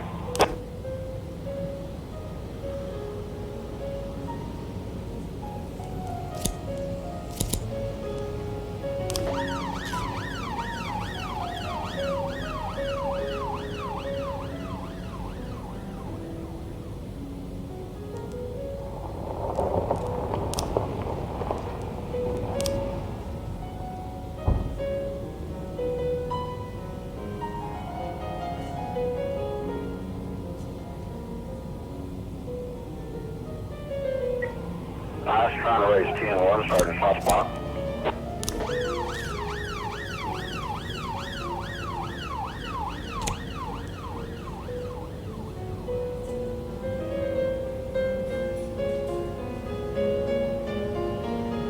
Five 11 in progress.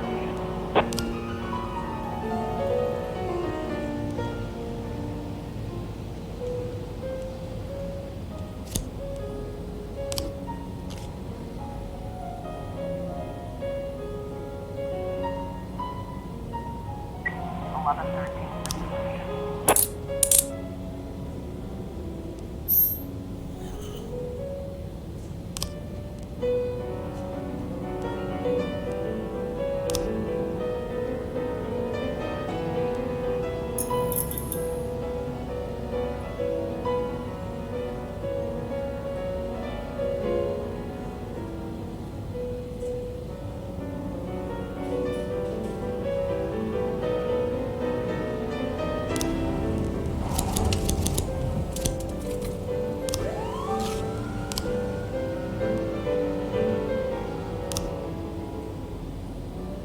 Twelve 10 in progress.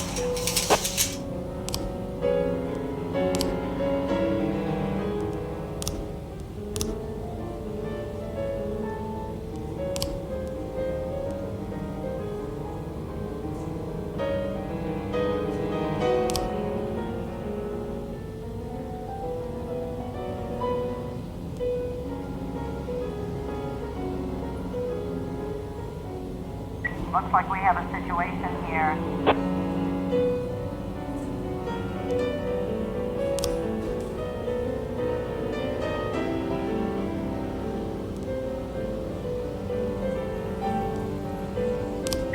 Twelve 11.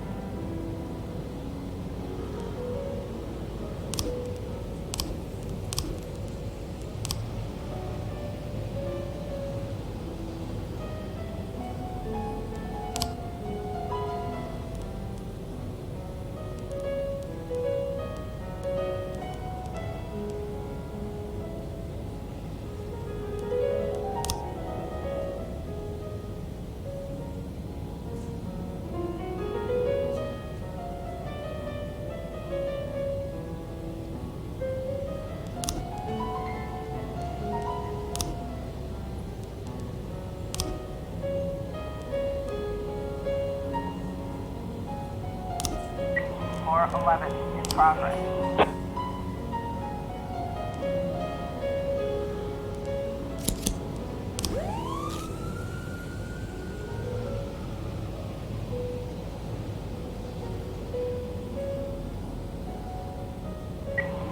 In progress.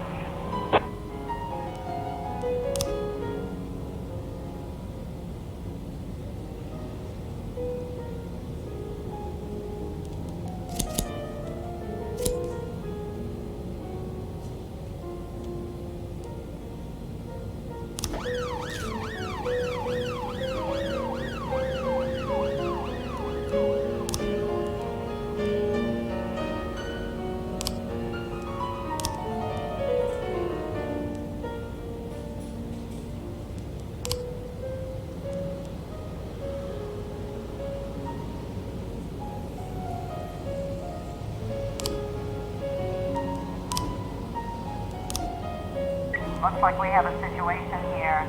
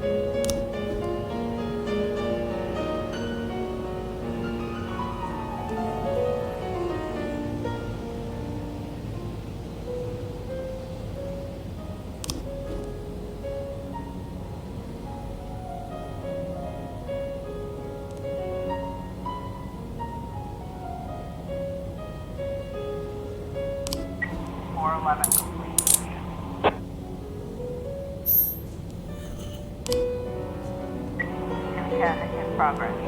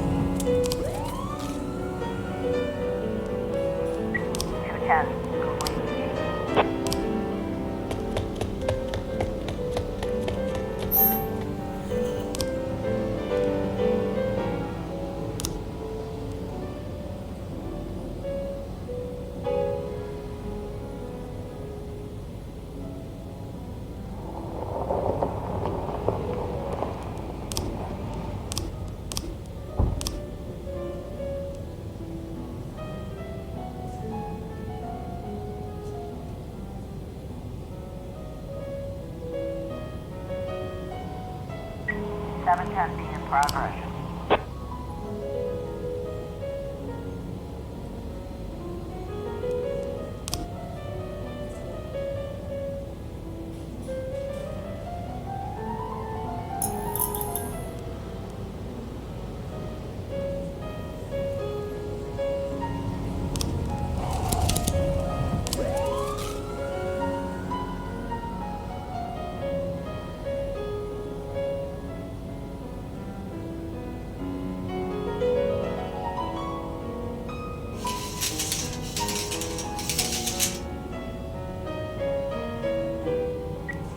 I was trying to raise 10-1, Sergeant Hotspot.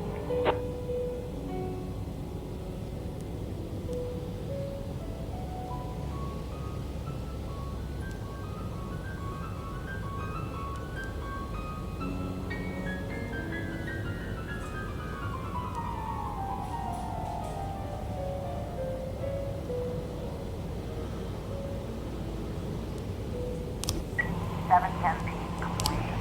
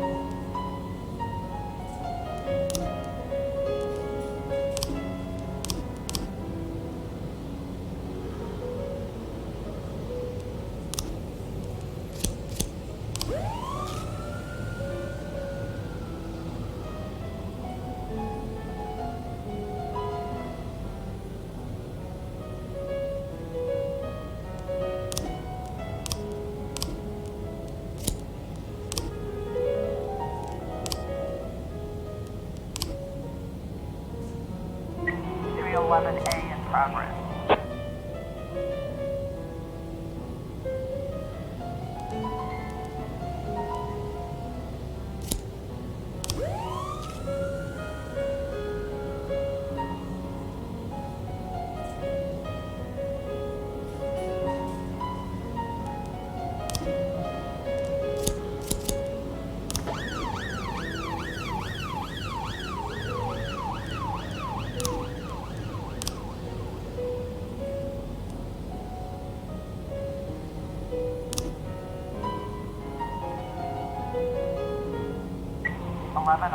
B in progress.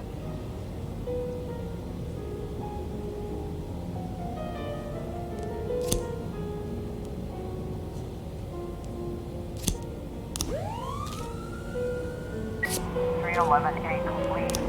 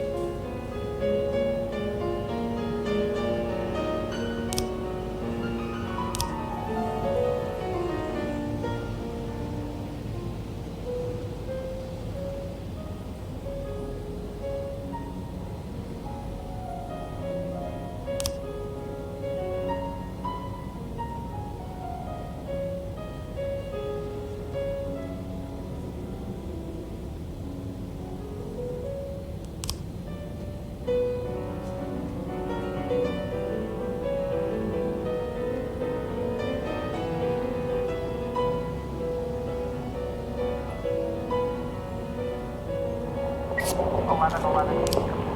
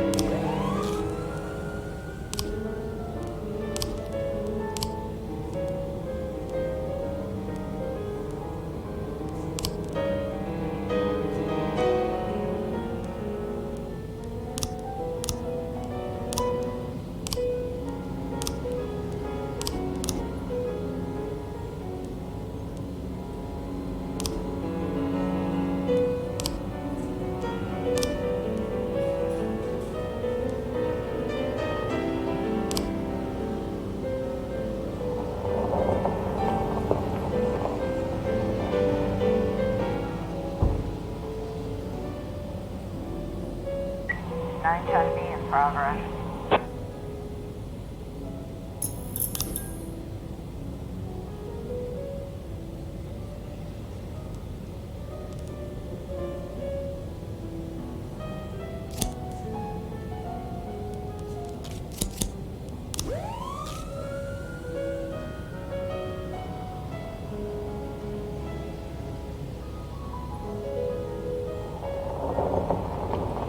Four 12C in progress.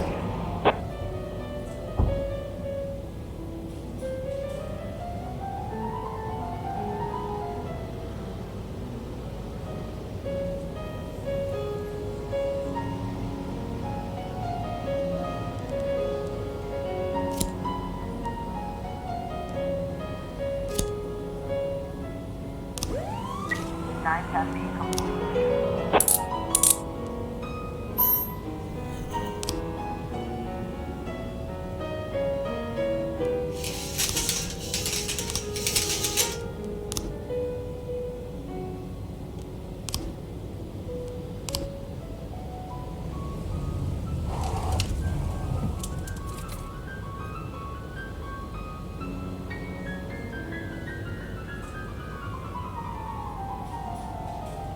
Officer on scene. Looks like we have a situation here.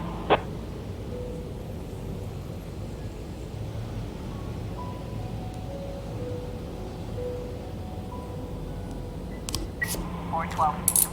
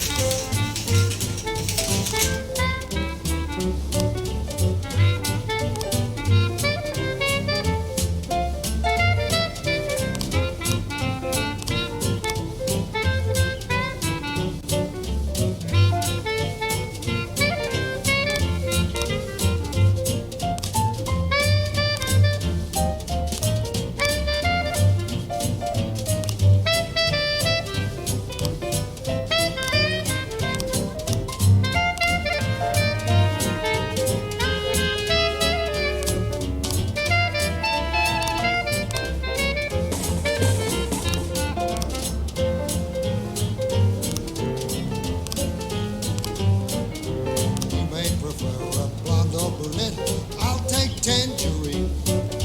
Now that we've met, I'll get sweet ginger green.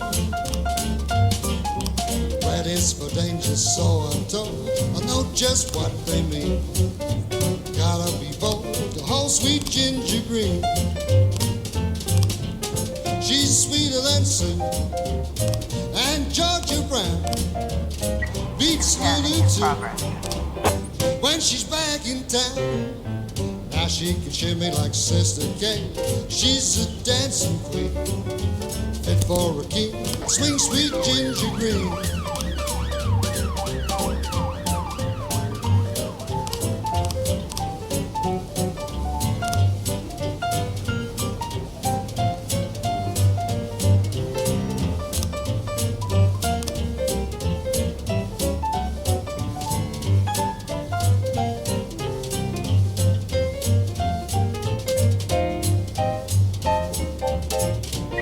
710 in progress.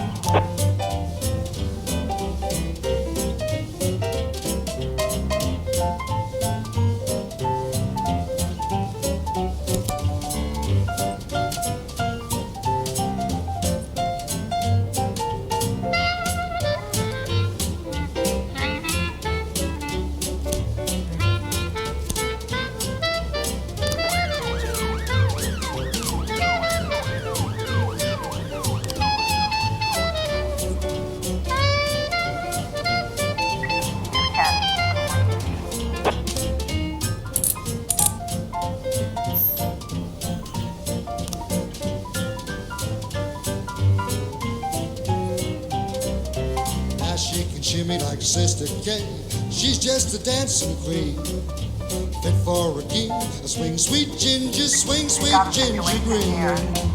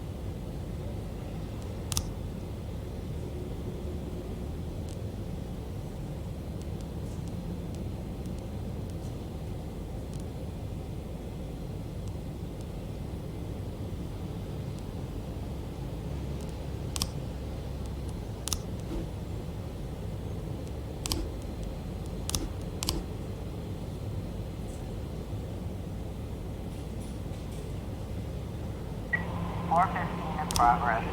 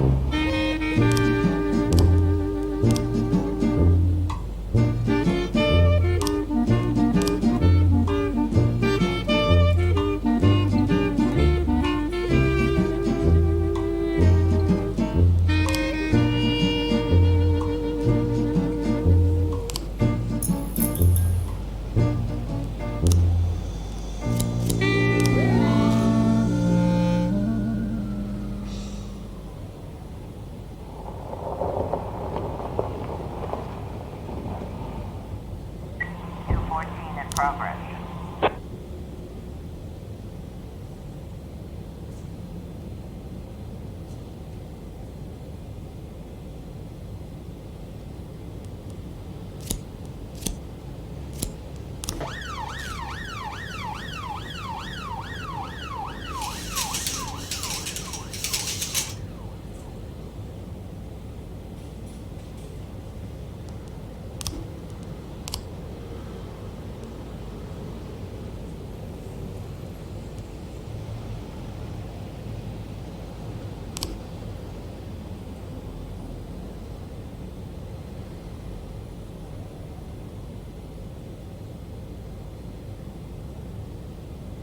Officer on scene. Looks like we have a situation here.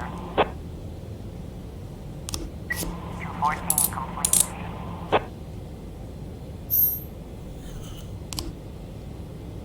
211 in progress.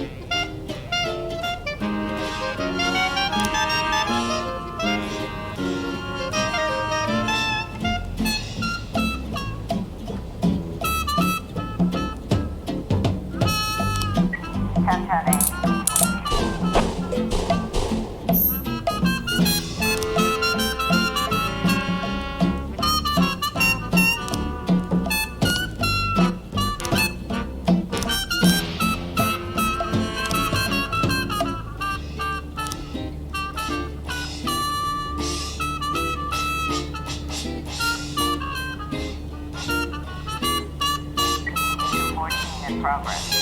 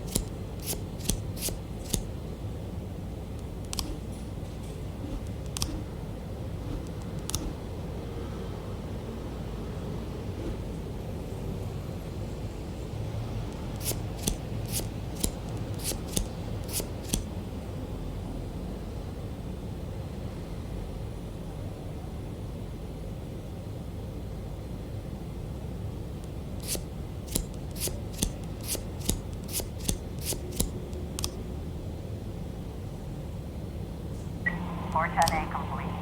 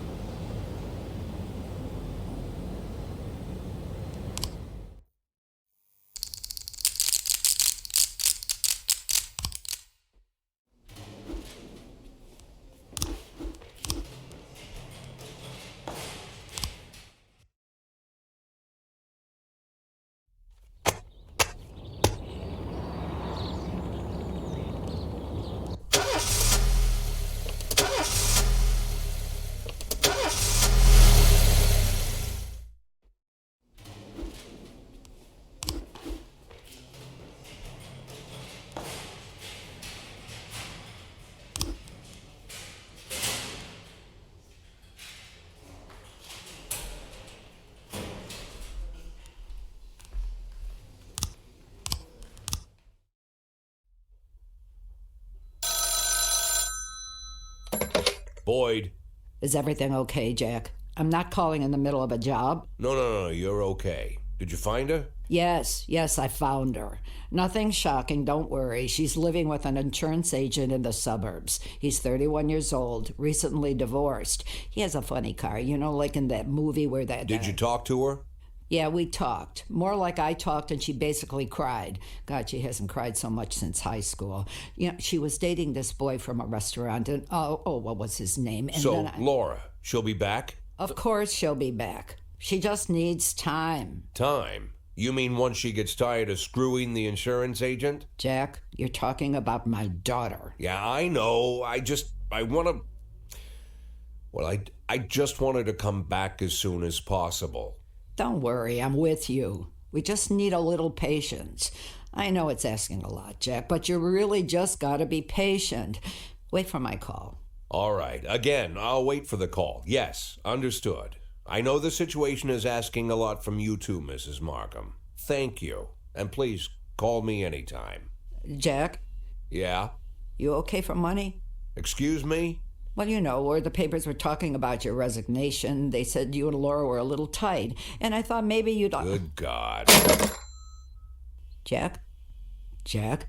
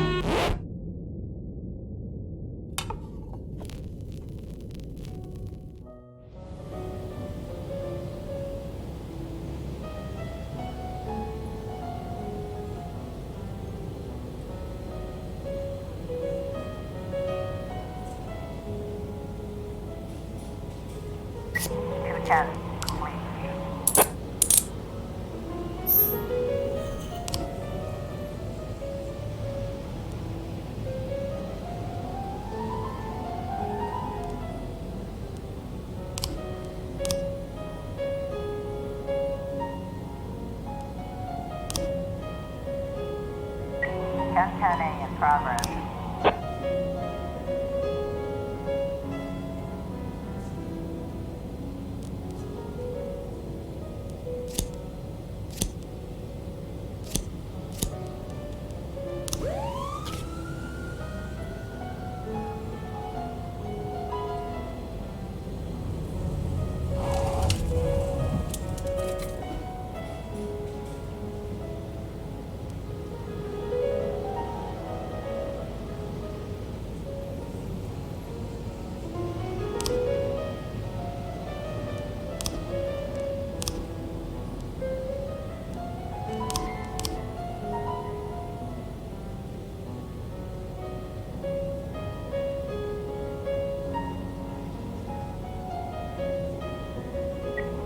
I was trying to raise 10-1, Sergeant Hotspot.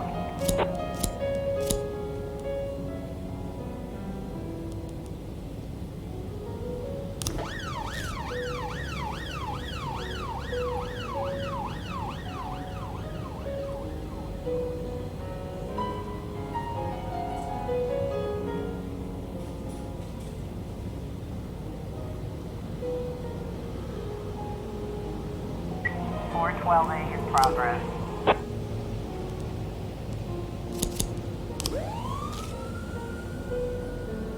Ten complete.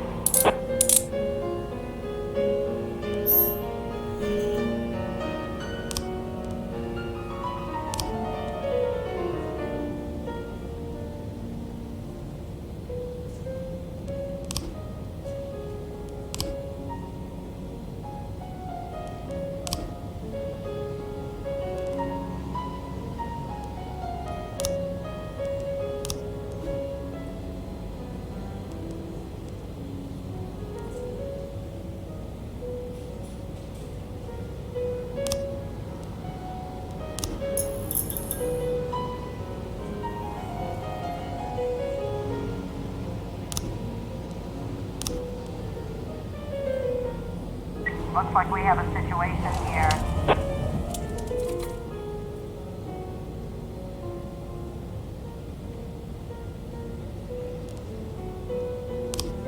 412A.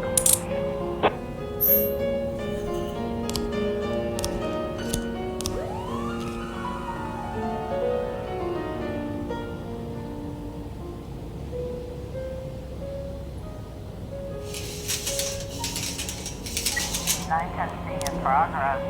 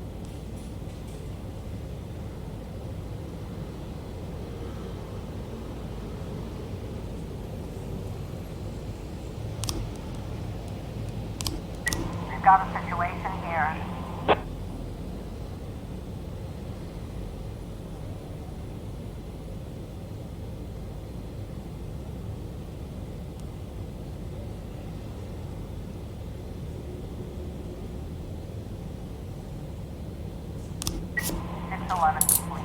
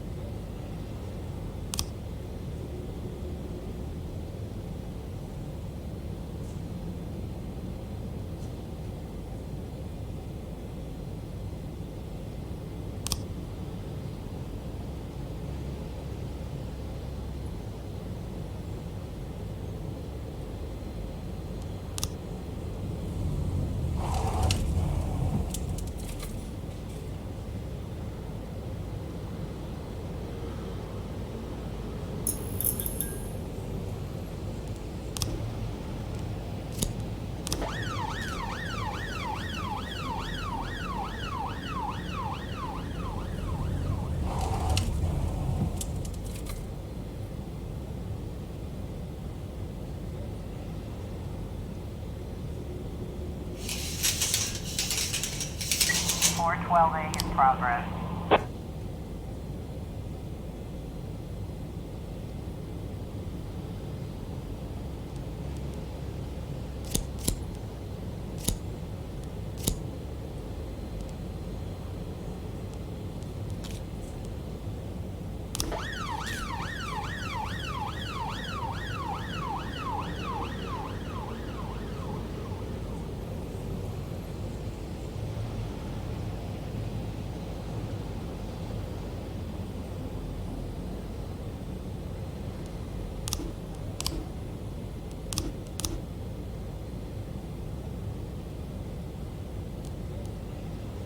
Four 12A.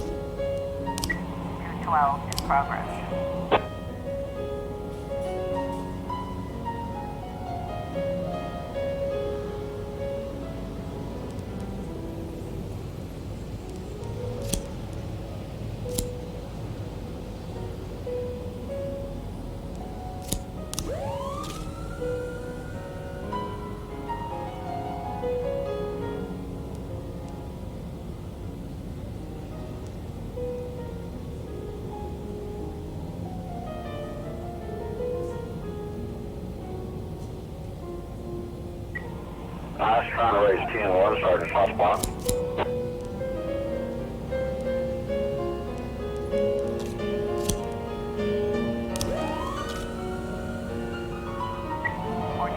In progress.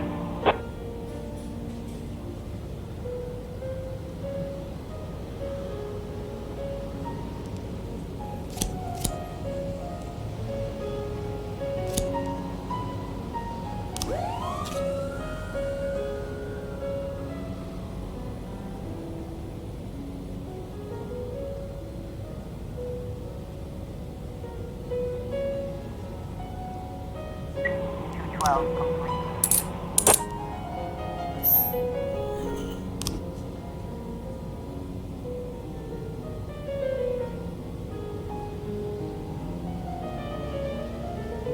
We've got a situation here.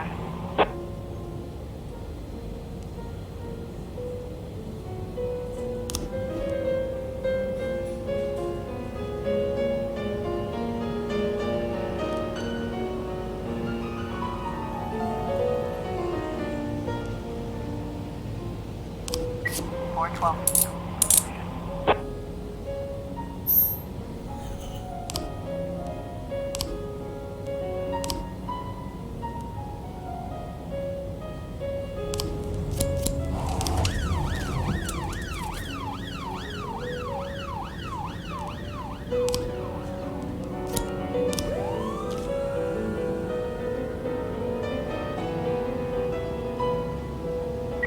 A in progress.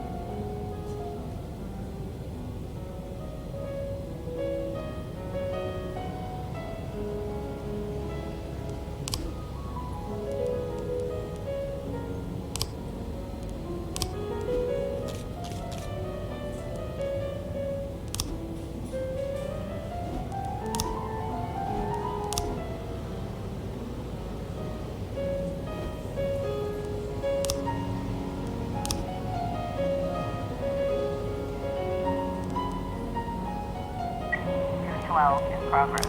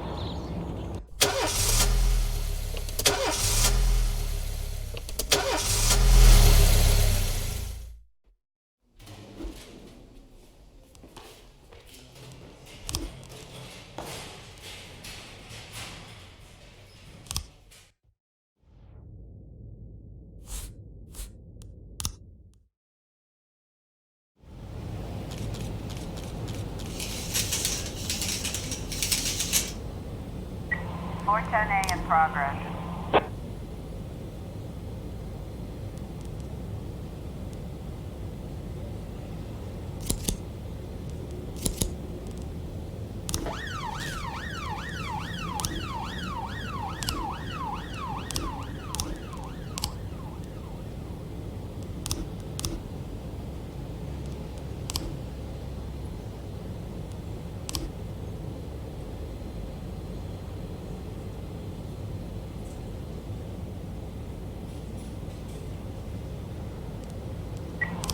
A in progress.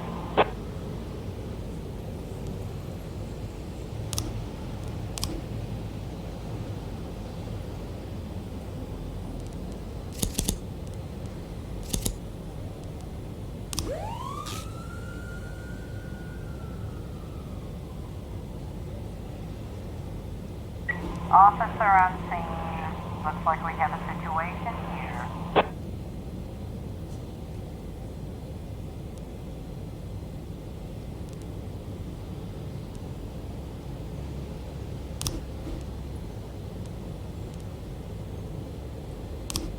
A complete.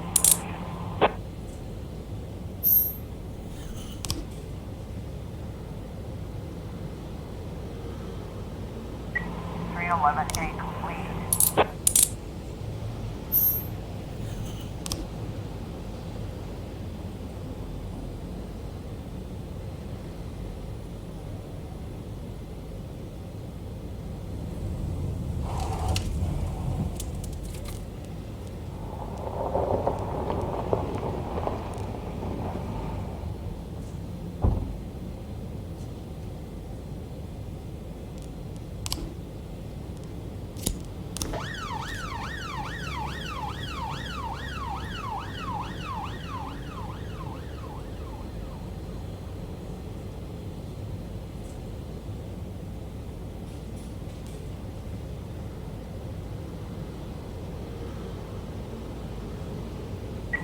.1210 in progress.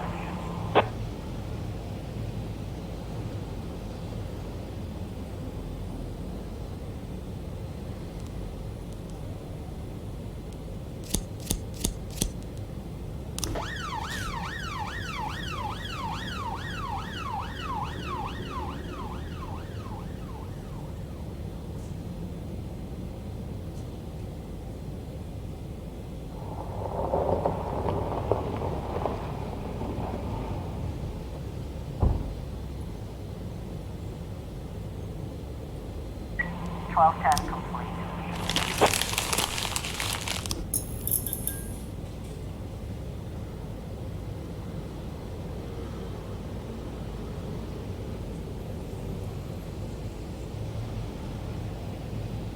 .911 in progress.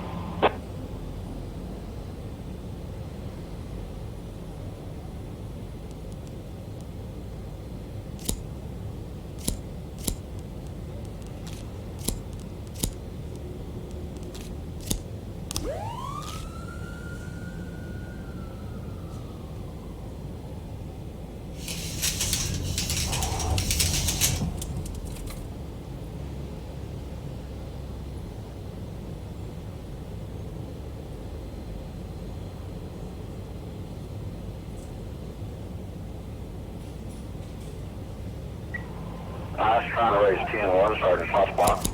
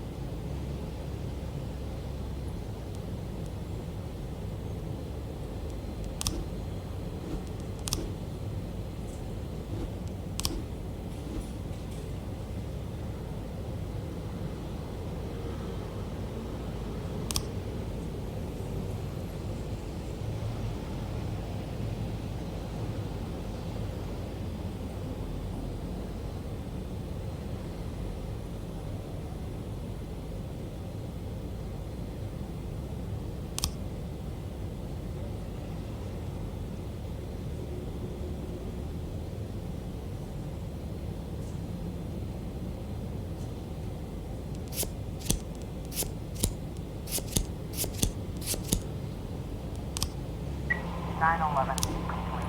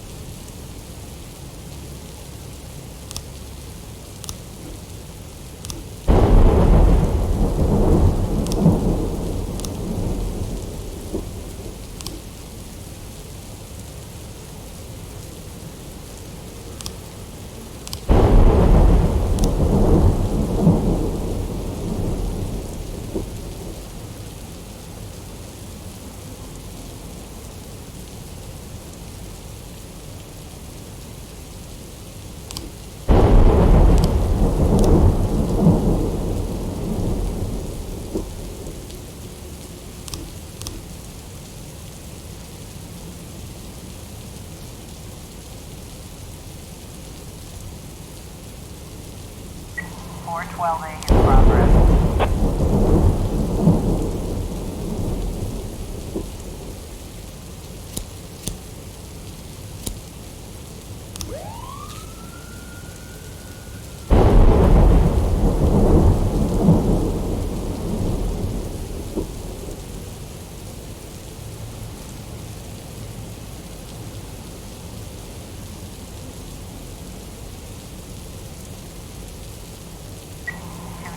In progress.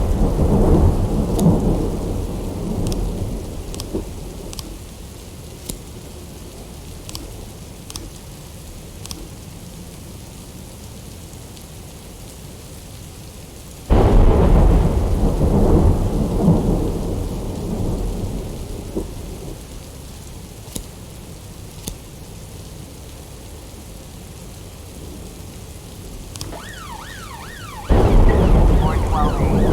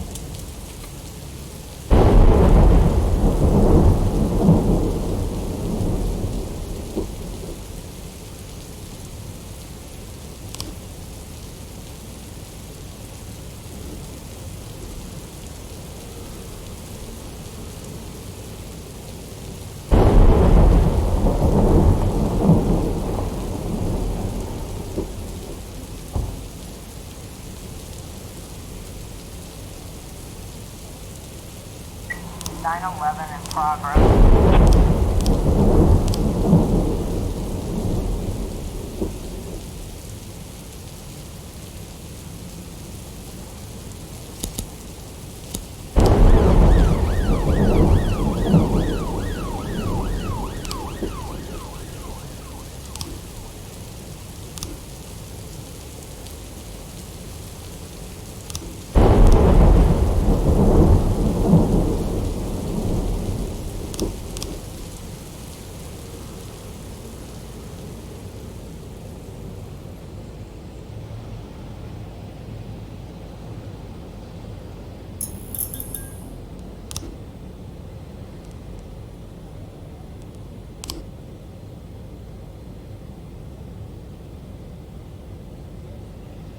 Officer on scene. Looks like we have a situation here.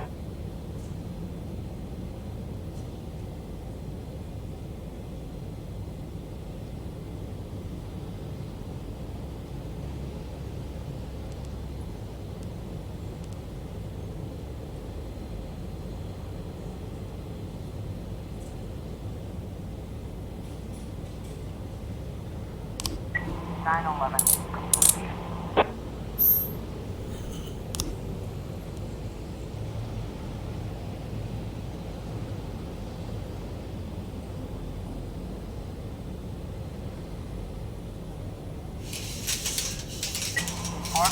In progress.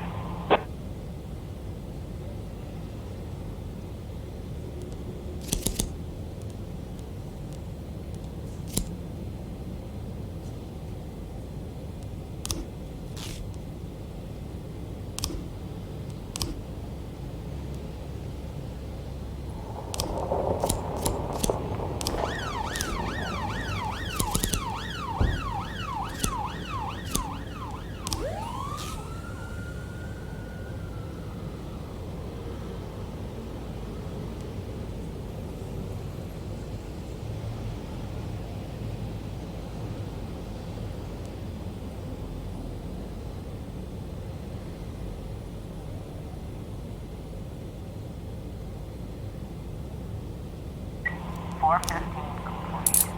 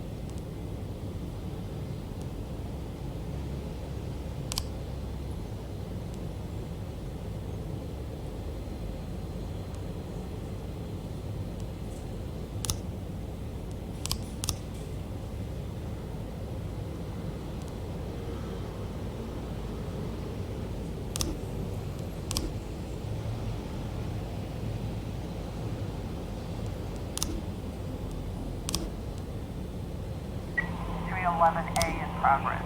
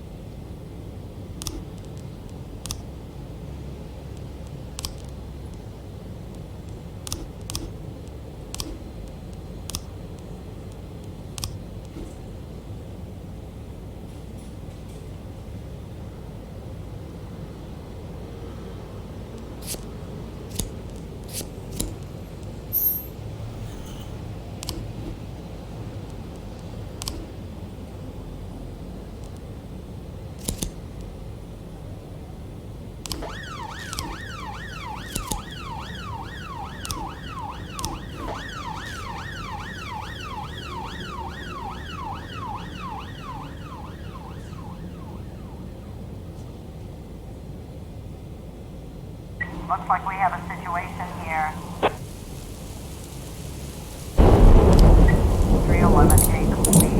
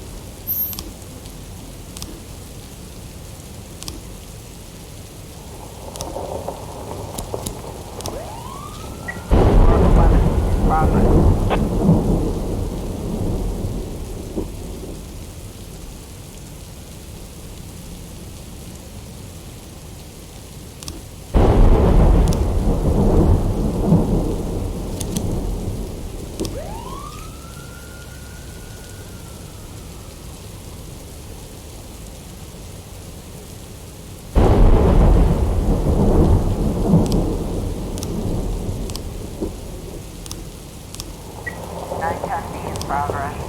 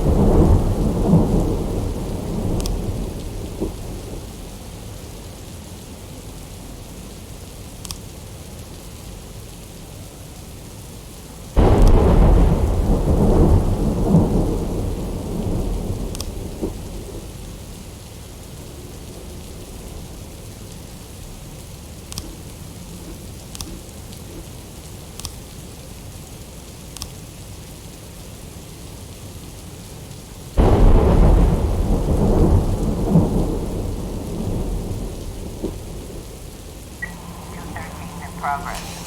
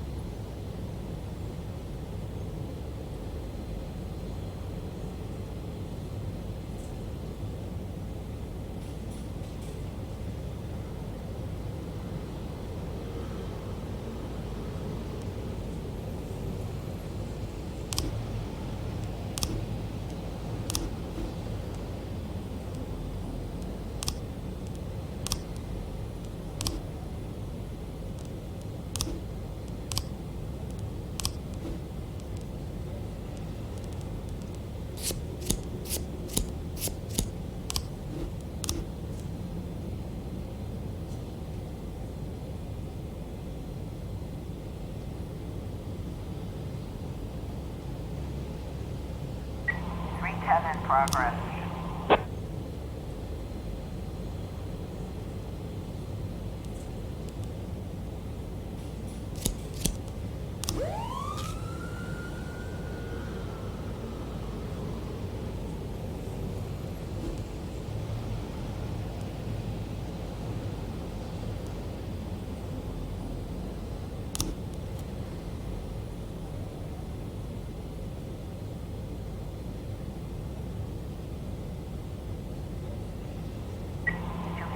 progress.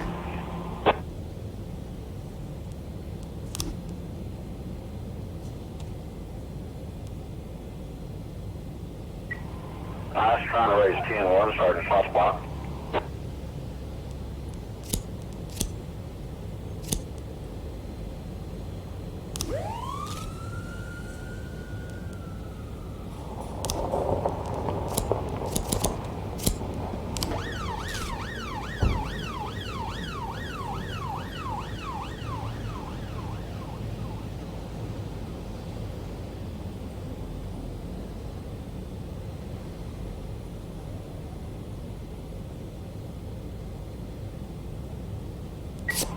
Ten complete.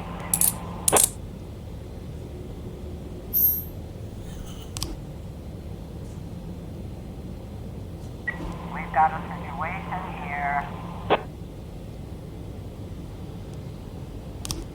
215 complete.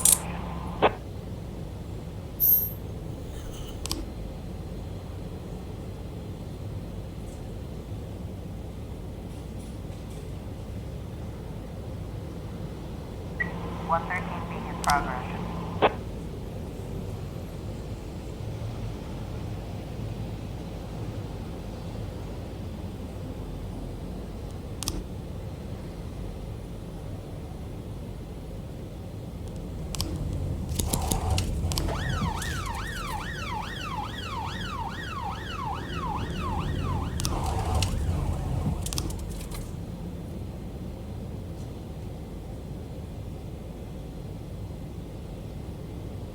One 13B complete.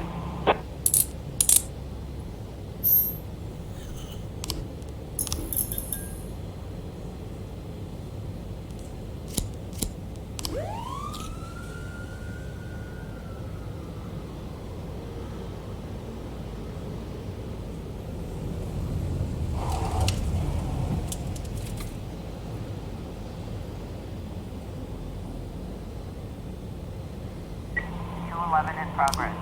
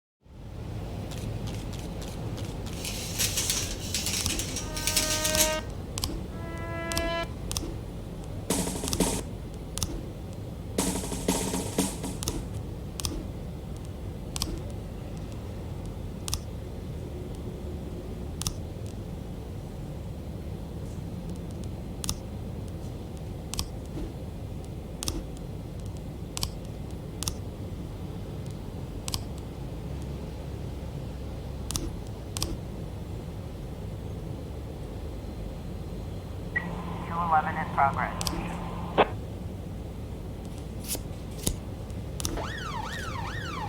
411 in progress.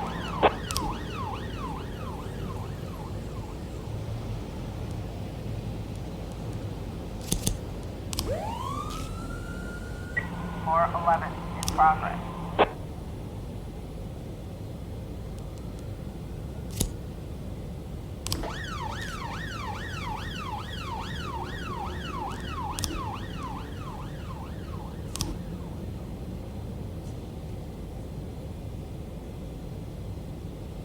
211 complete.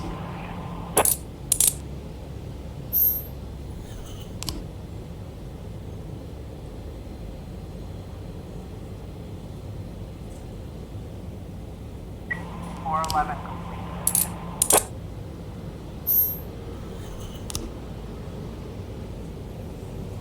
411 complete.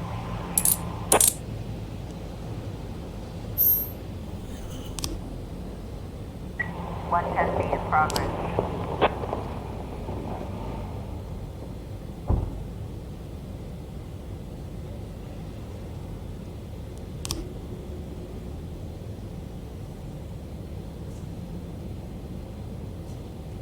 413 in progress.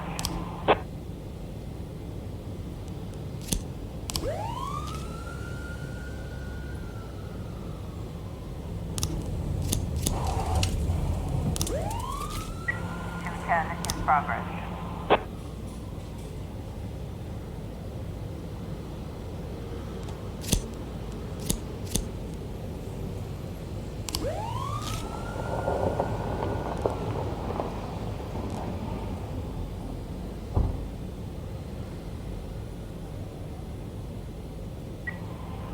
'Trying to raise 10-1, Sergeant Hotspot.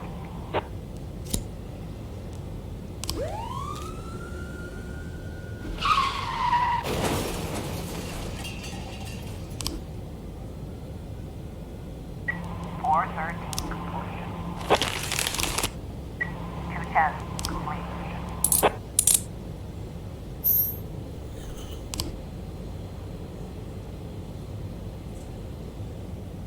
110B complete.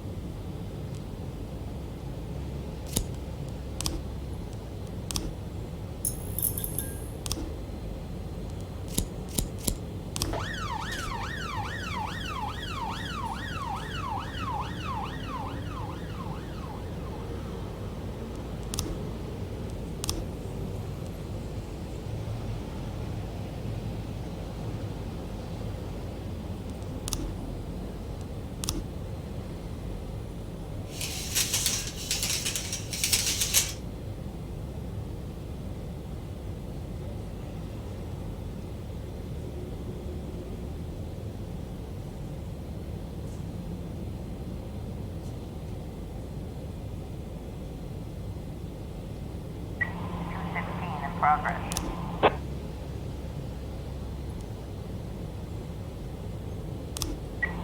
212 in progress. 213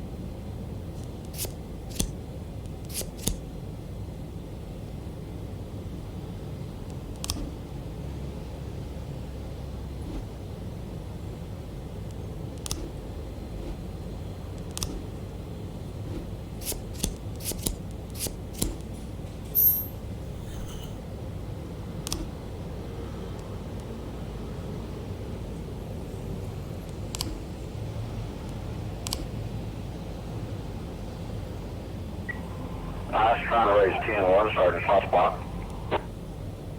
216 complete.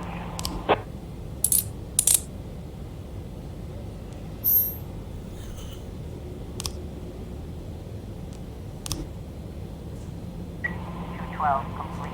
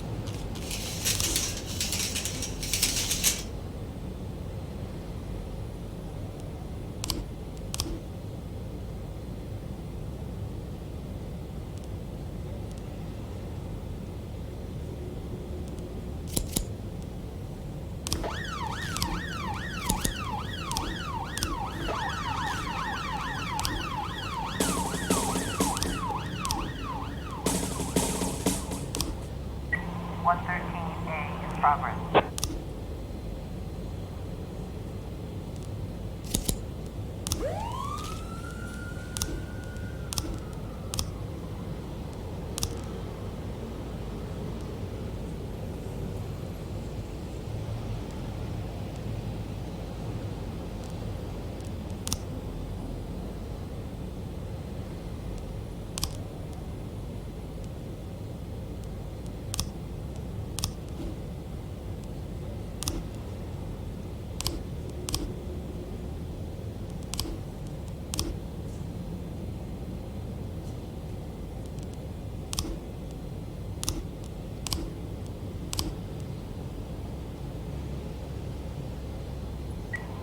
I was trying to raise 10-1, Sergeant Hotspot.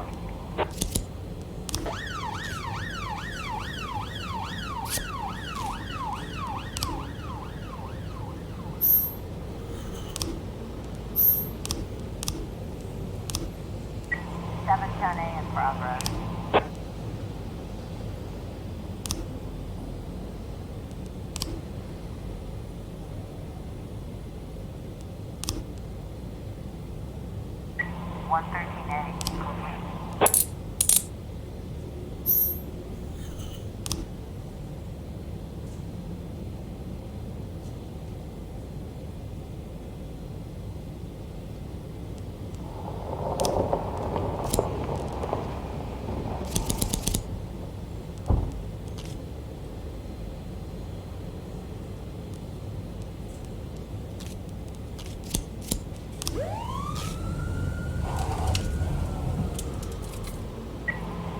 In progress.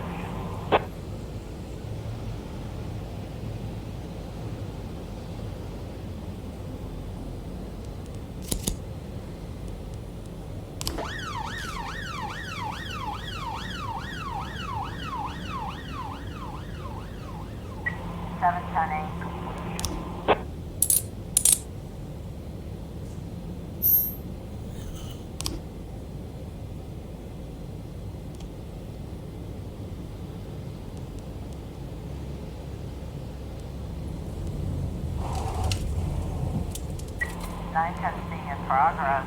Looks like we have a situation here.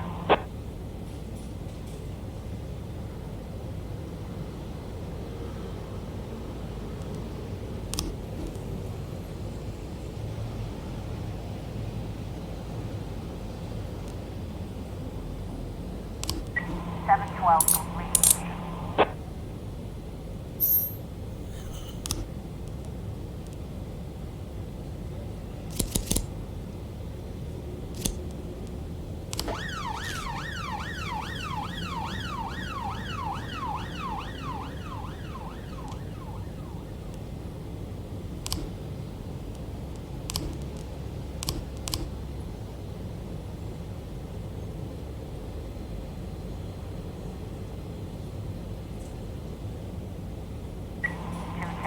progress.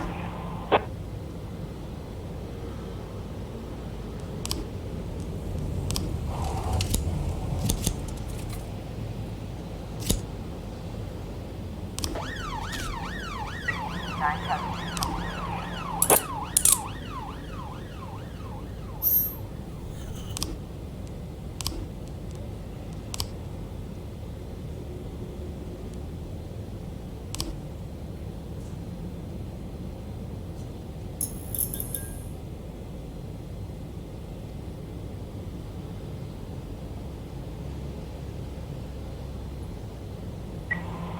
B in progress.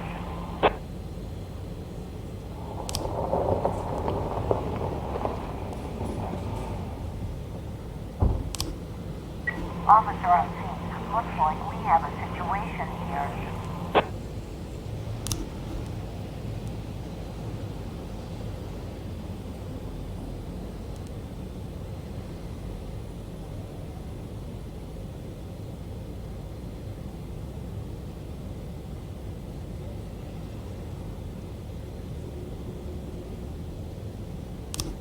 Two tests complete.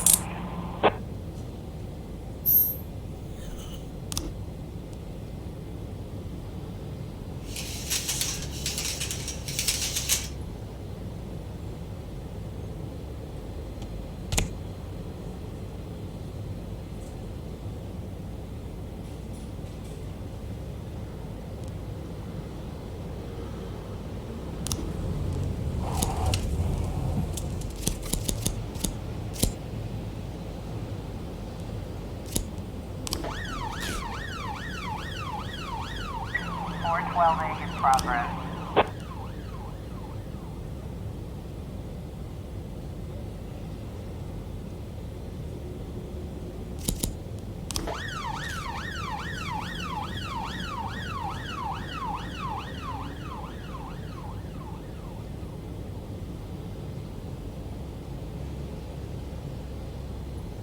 Four 12A complete.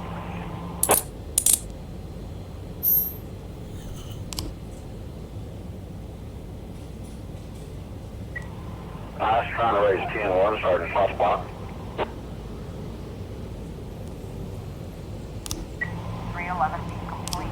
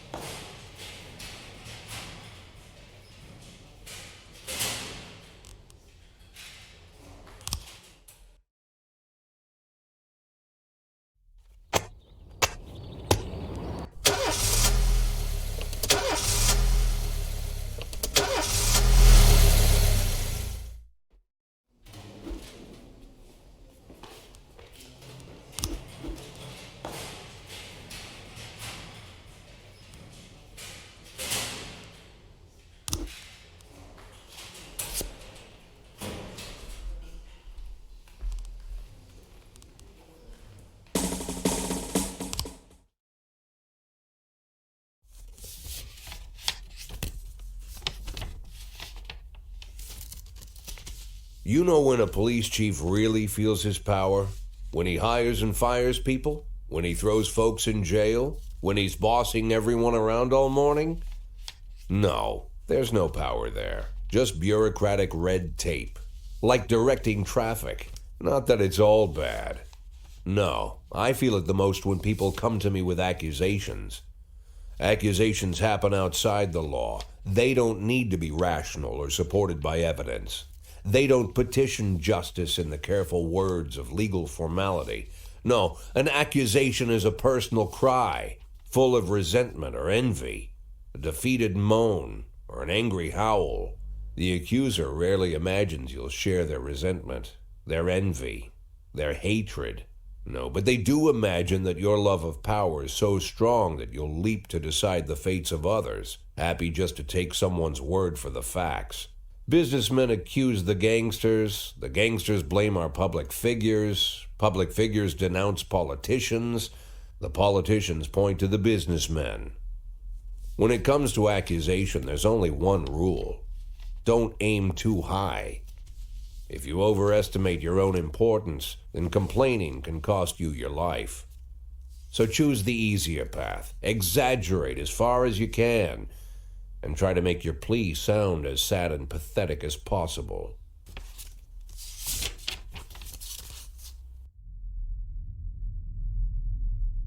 The accusation I received today sure didn't fit the normal mold.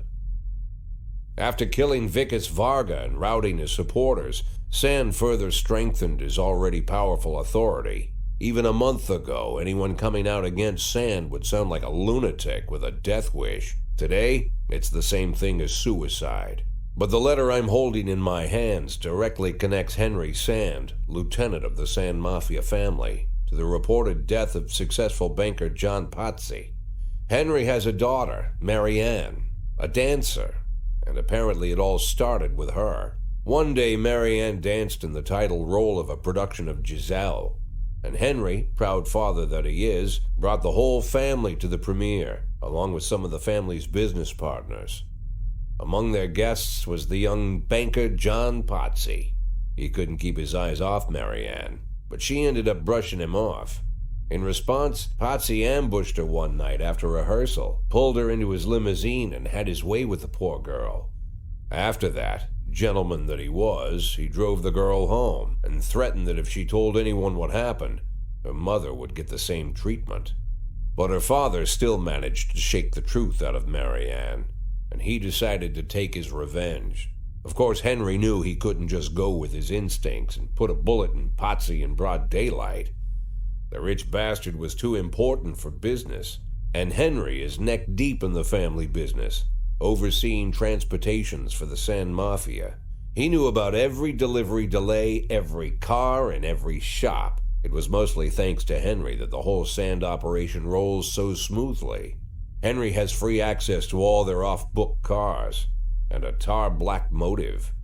Yeah, he could easily arrange the death of John Pazzi as a drunken, late-night hit-and-run. But Henry Sand is smarter than that. If this story about Pazzi is true, he'd more likely go to the boss and ask permission. I'd have figured this letter the ramblings of a retired gangster looking to spice up his life with little excitement. The way the letter started, "My dear little old cupcake," I had every mind to toss it in the trash. But something else got my attention. They're rarely ever signed, but this one ended Robespierre, and I doubt it's an imposter. No one would go against the most powerful group in the city, hoping to hide behind the name of some prankster clown. Like everyone else, I had no idea who Robespierre was or what he wanted. But there was no doubt that this guy was more than a little crazy. An arrogant psychopath. Could be dangerous. Definitely worth looking into.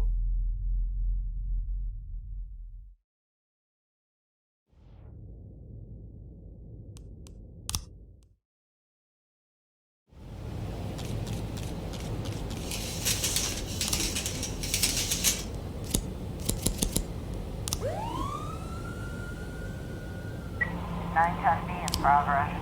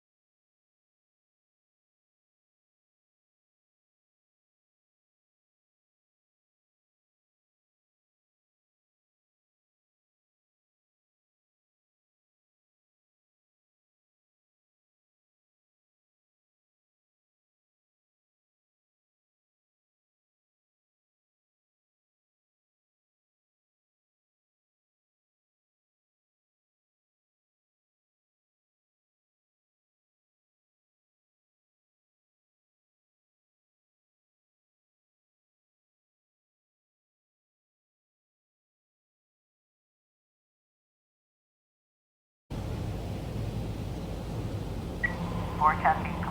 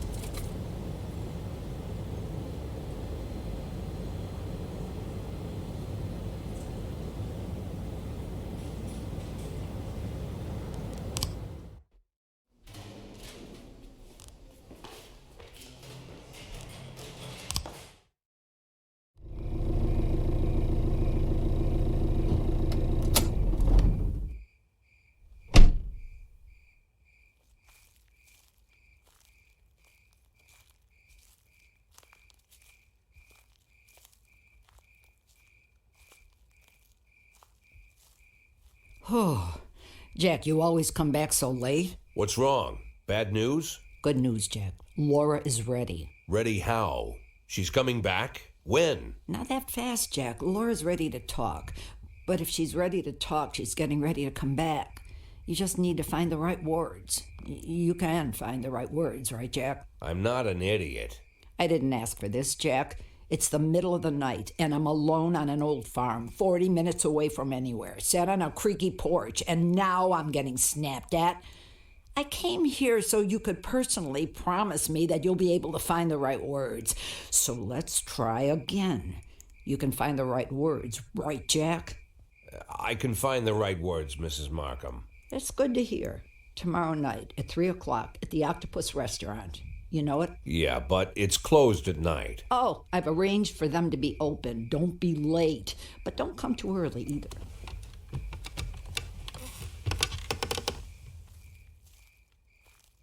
Mrs. Markham? Yeah? I should probably offer you some tea or something before you go.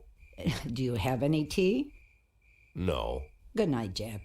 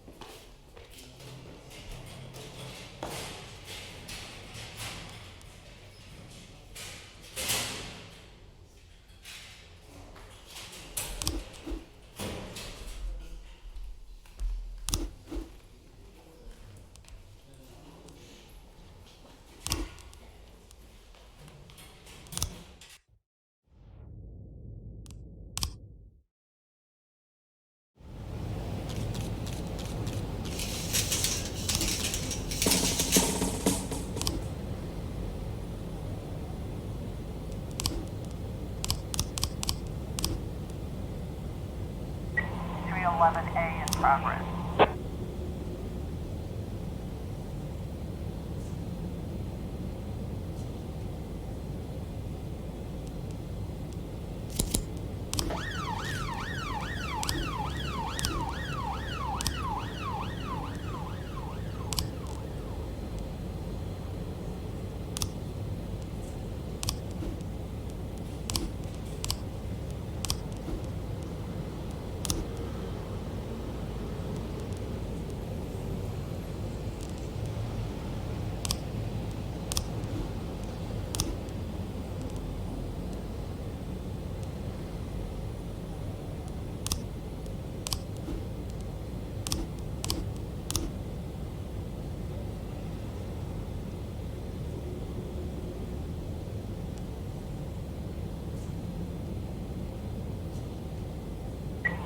A complete.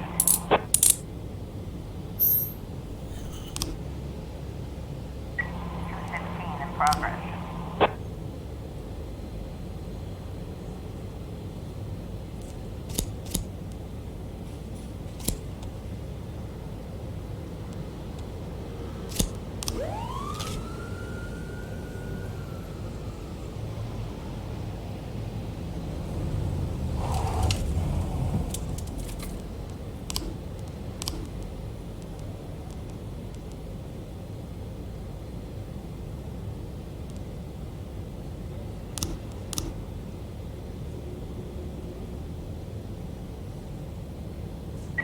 910B in progress.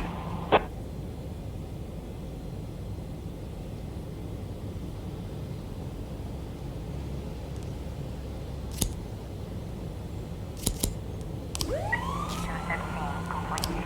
215.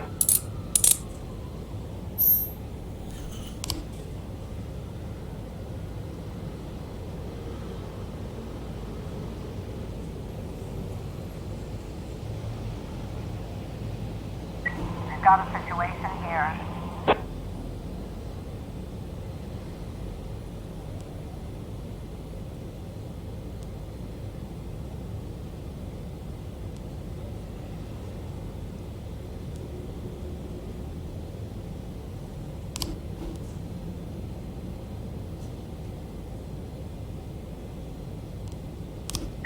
Nine ten B complete. 1311 in progress.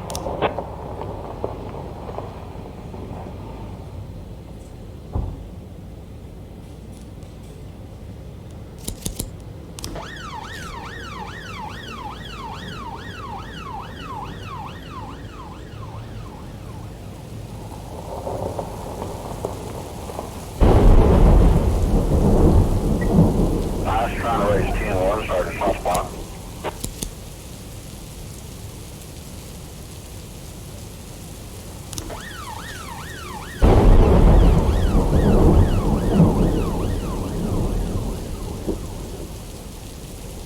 Nine 11 in progress.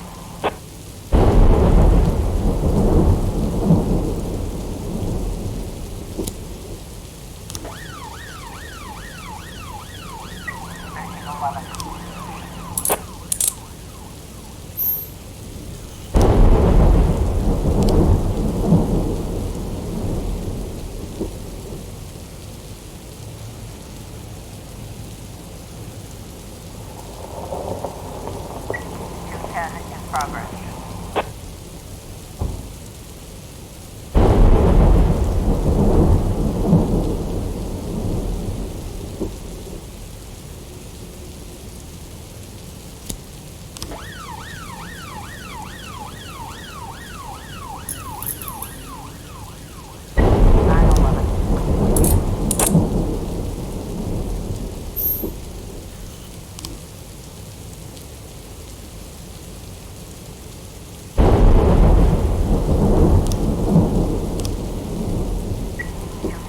Progress.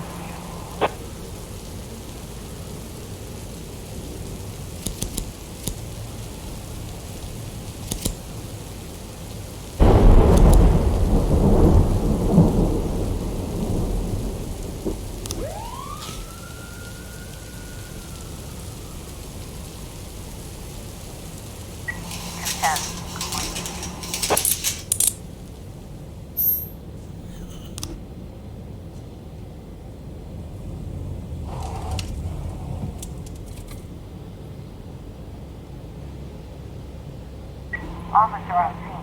Looks like we have a situation here.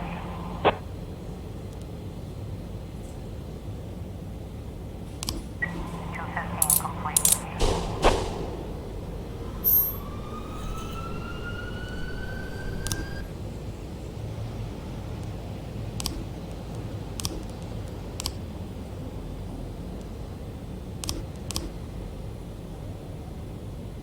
Four 12A in progress.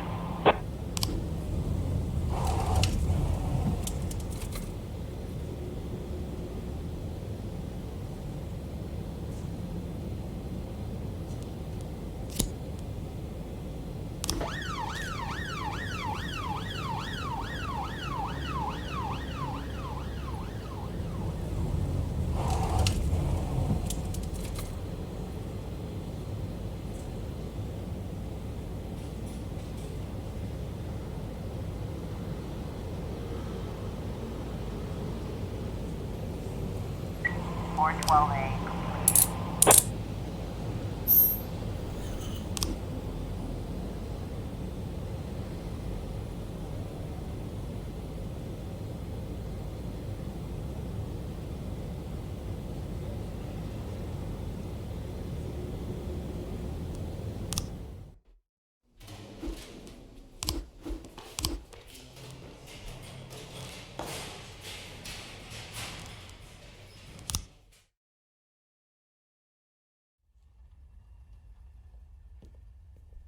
According to Mrs. Markham, I was supposed to spend all day thinking up the right words.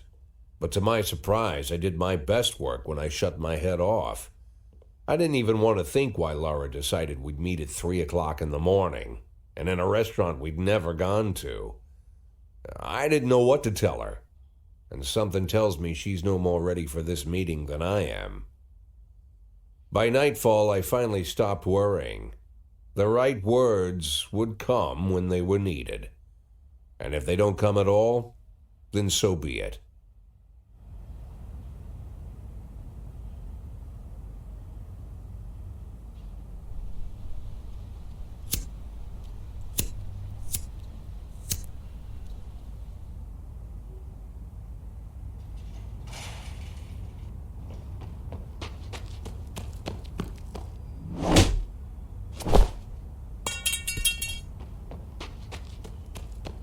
I've heard said, when you're knocked out by a single blow, you don't have time to feel any pain. Well, that's a lie. It's painful as hell. Every day I spent in that coma, the pain was unbearable.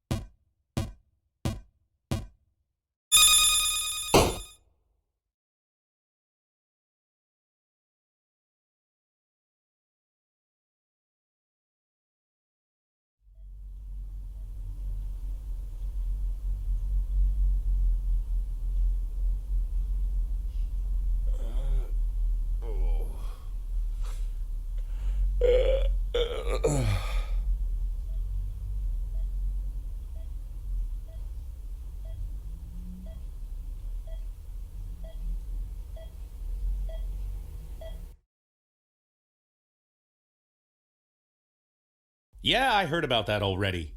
But what if they decide to spill it to the papers? We need to start thinking now about covering our asses. I know people who can deal with this, but they'll need at least a week. Plus, if we want to... Lieutenant Stat, I'm sorry to interrupt you, but I have Jack Boyd on the line. Who? Jack Boyd, sir. He's calling from the hospital. Gibson, I'll call you back. Don't do anything without my team. Jack, well, wow. I didn't know you were awake. Doctor said you could be in that coma for months, even years. How are you feeling? Tell me who's in control, Martin. I don't think I follow you. For God's sake, Martin, tell me it's you running the department and not some stooge from the mayor's office. Yes, Jack. I am performing the duties of the police chief, but the new man's coming on Saturday, Kevin Paulson. Kevin Paulson? Yes, it's the guy from I know who Kevin Paulson is. Now listen carefully, Martin. I'm coming back to work. I'm Freeburg's police chief, and it's going to stay that way for another 4 months. Now you get on the phone and do whatever needs to be done. You run into any problems, threaten them with the media, court, or blackmail. But I don't think they'll give you any trouble. The mayor knows it's easier to just wait until the winter than deal with a scandal. Oh, and assemble a press conference. Listen, Jack, I know the truth is on your side, but you have to take into account... Martin, how long since you transferred to my department? Coming up on 5 years now. How many times in the last 5 years have you come to my birthday party? How many times have you come to the farm when I had the boys over? Never had the pleasure, but... Never. Because you couldn't care less. And I don't care for you either, Stat. It wasn't me who appointed you deputy, and you wouldn't have been my first choice. But if you do ever come over to my house, you won't miss the big hole in my backyard. Garbage pit. You know, for old rubbish. A smelly hole filled with rotten furniture and other crap. So, Stat, if I even for a moment doubt your devotion, you'll go straight into that pile of trash. Maybe you'll get to catch up with some old friends. You remember Kendrick, don't you? I'll schedule the press conference for tomorrow, all right, Jack? The day after tomorrow. Tomorrow I'm going shopping.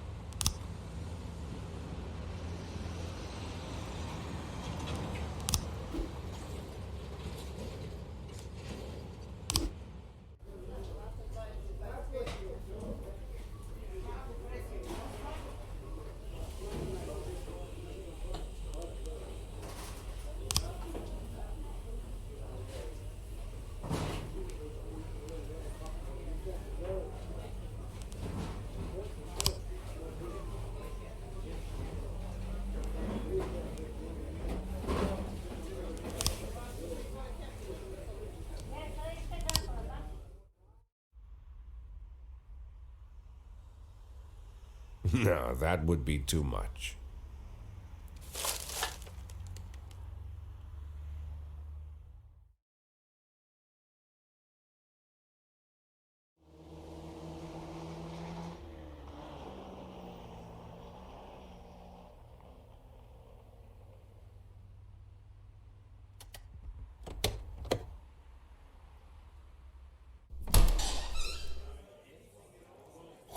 Wow, Jack, what's with the outfit? You planning on... The pit in the backyard, Martin. Always remember about the pit in the backyard. Don't talk to anyone before the press conference starts. I'll try to get you on stage quickly. Kevin Paulson is here. He wanted to... Jack! I hardly recognize you. That's quite an image for a man like you. An old dog with a new trick, right? We should see each other more often. How long has it been? Last time I saw you, I fired you, Kevin. Ha! You mean the day I resigned in protest over the corruption and lawlessness at your police department, right? Yeah, repeat that shit often enough, someday you might start believing it. You know, Jack, I'm glad that everything turned out so well. Unlike you, I've made good use of the past 7 years. My new construction company keeps getting jobs from the city, and we're doing really well. I have a new house, new hobbies, even a new wife. Maybe you've met her. Shelley Rogers. Oh, Shelley Rogers. So you really are in bed with the mayor. It's a dream come true. All my dreams have come true. Only one thing remains. To bring order to the Freeburg Police Department. You being serious, Kevin? I'm serious as ever, Jack. I'm the most serious man you know. It's not often you see the past and the future Freeburg police chiefs at the same press conference. I hope you have time to talk, Kevin. There's something we need to discuss. Jack, the reporters are waiting for you.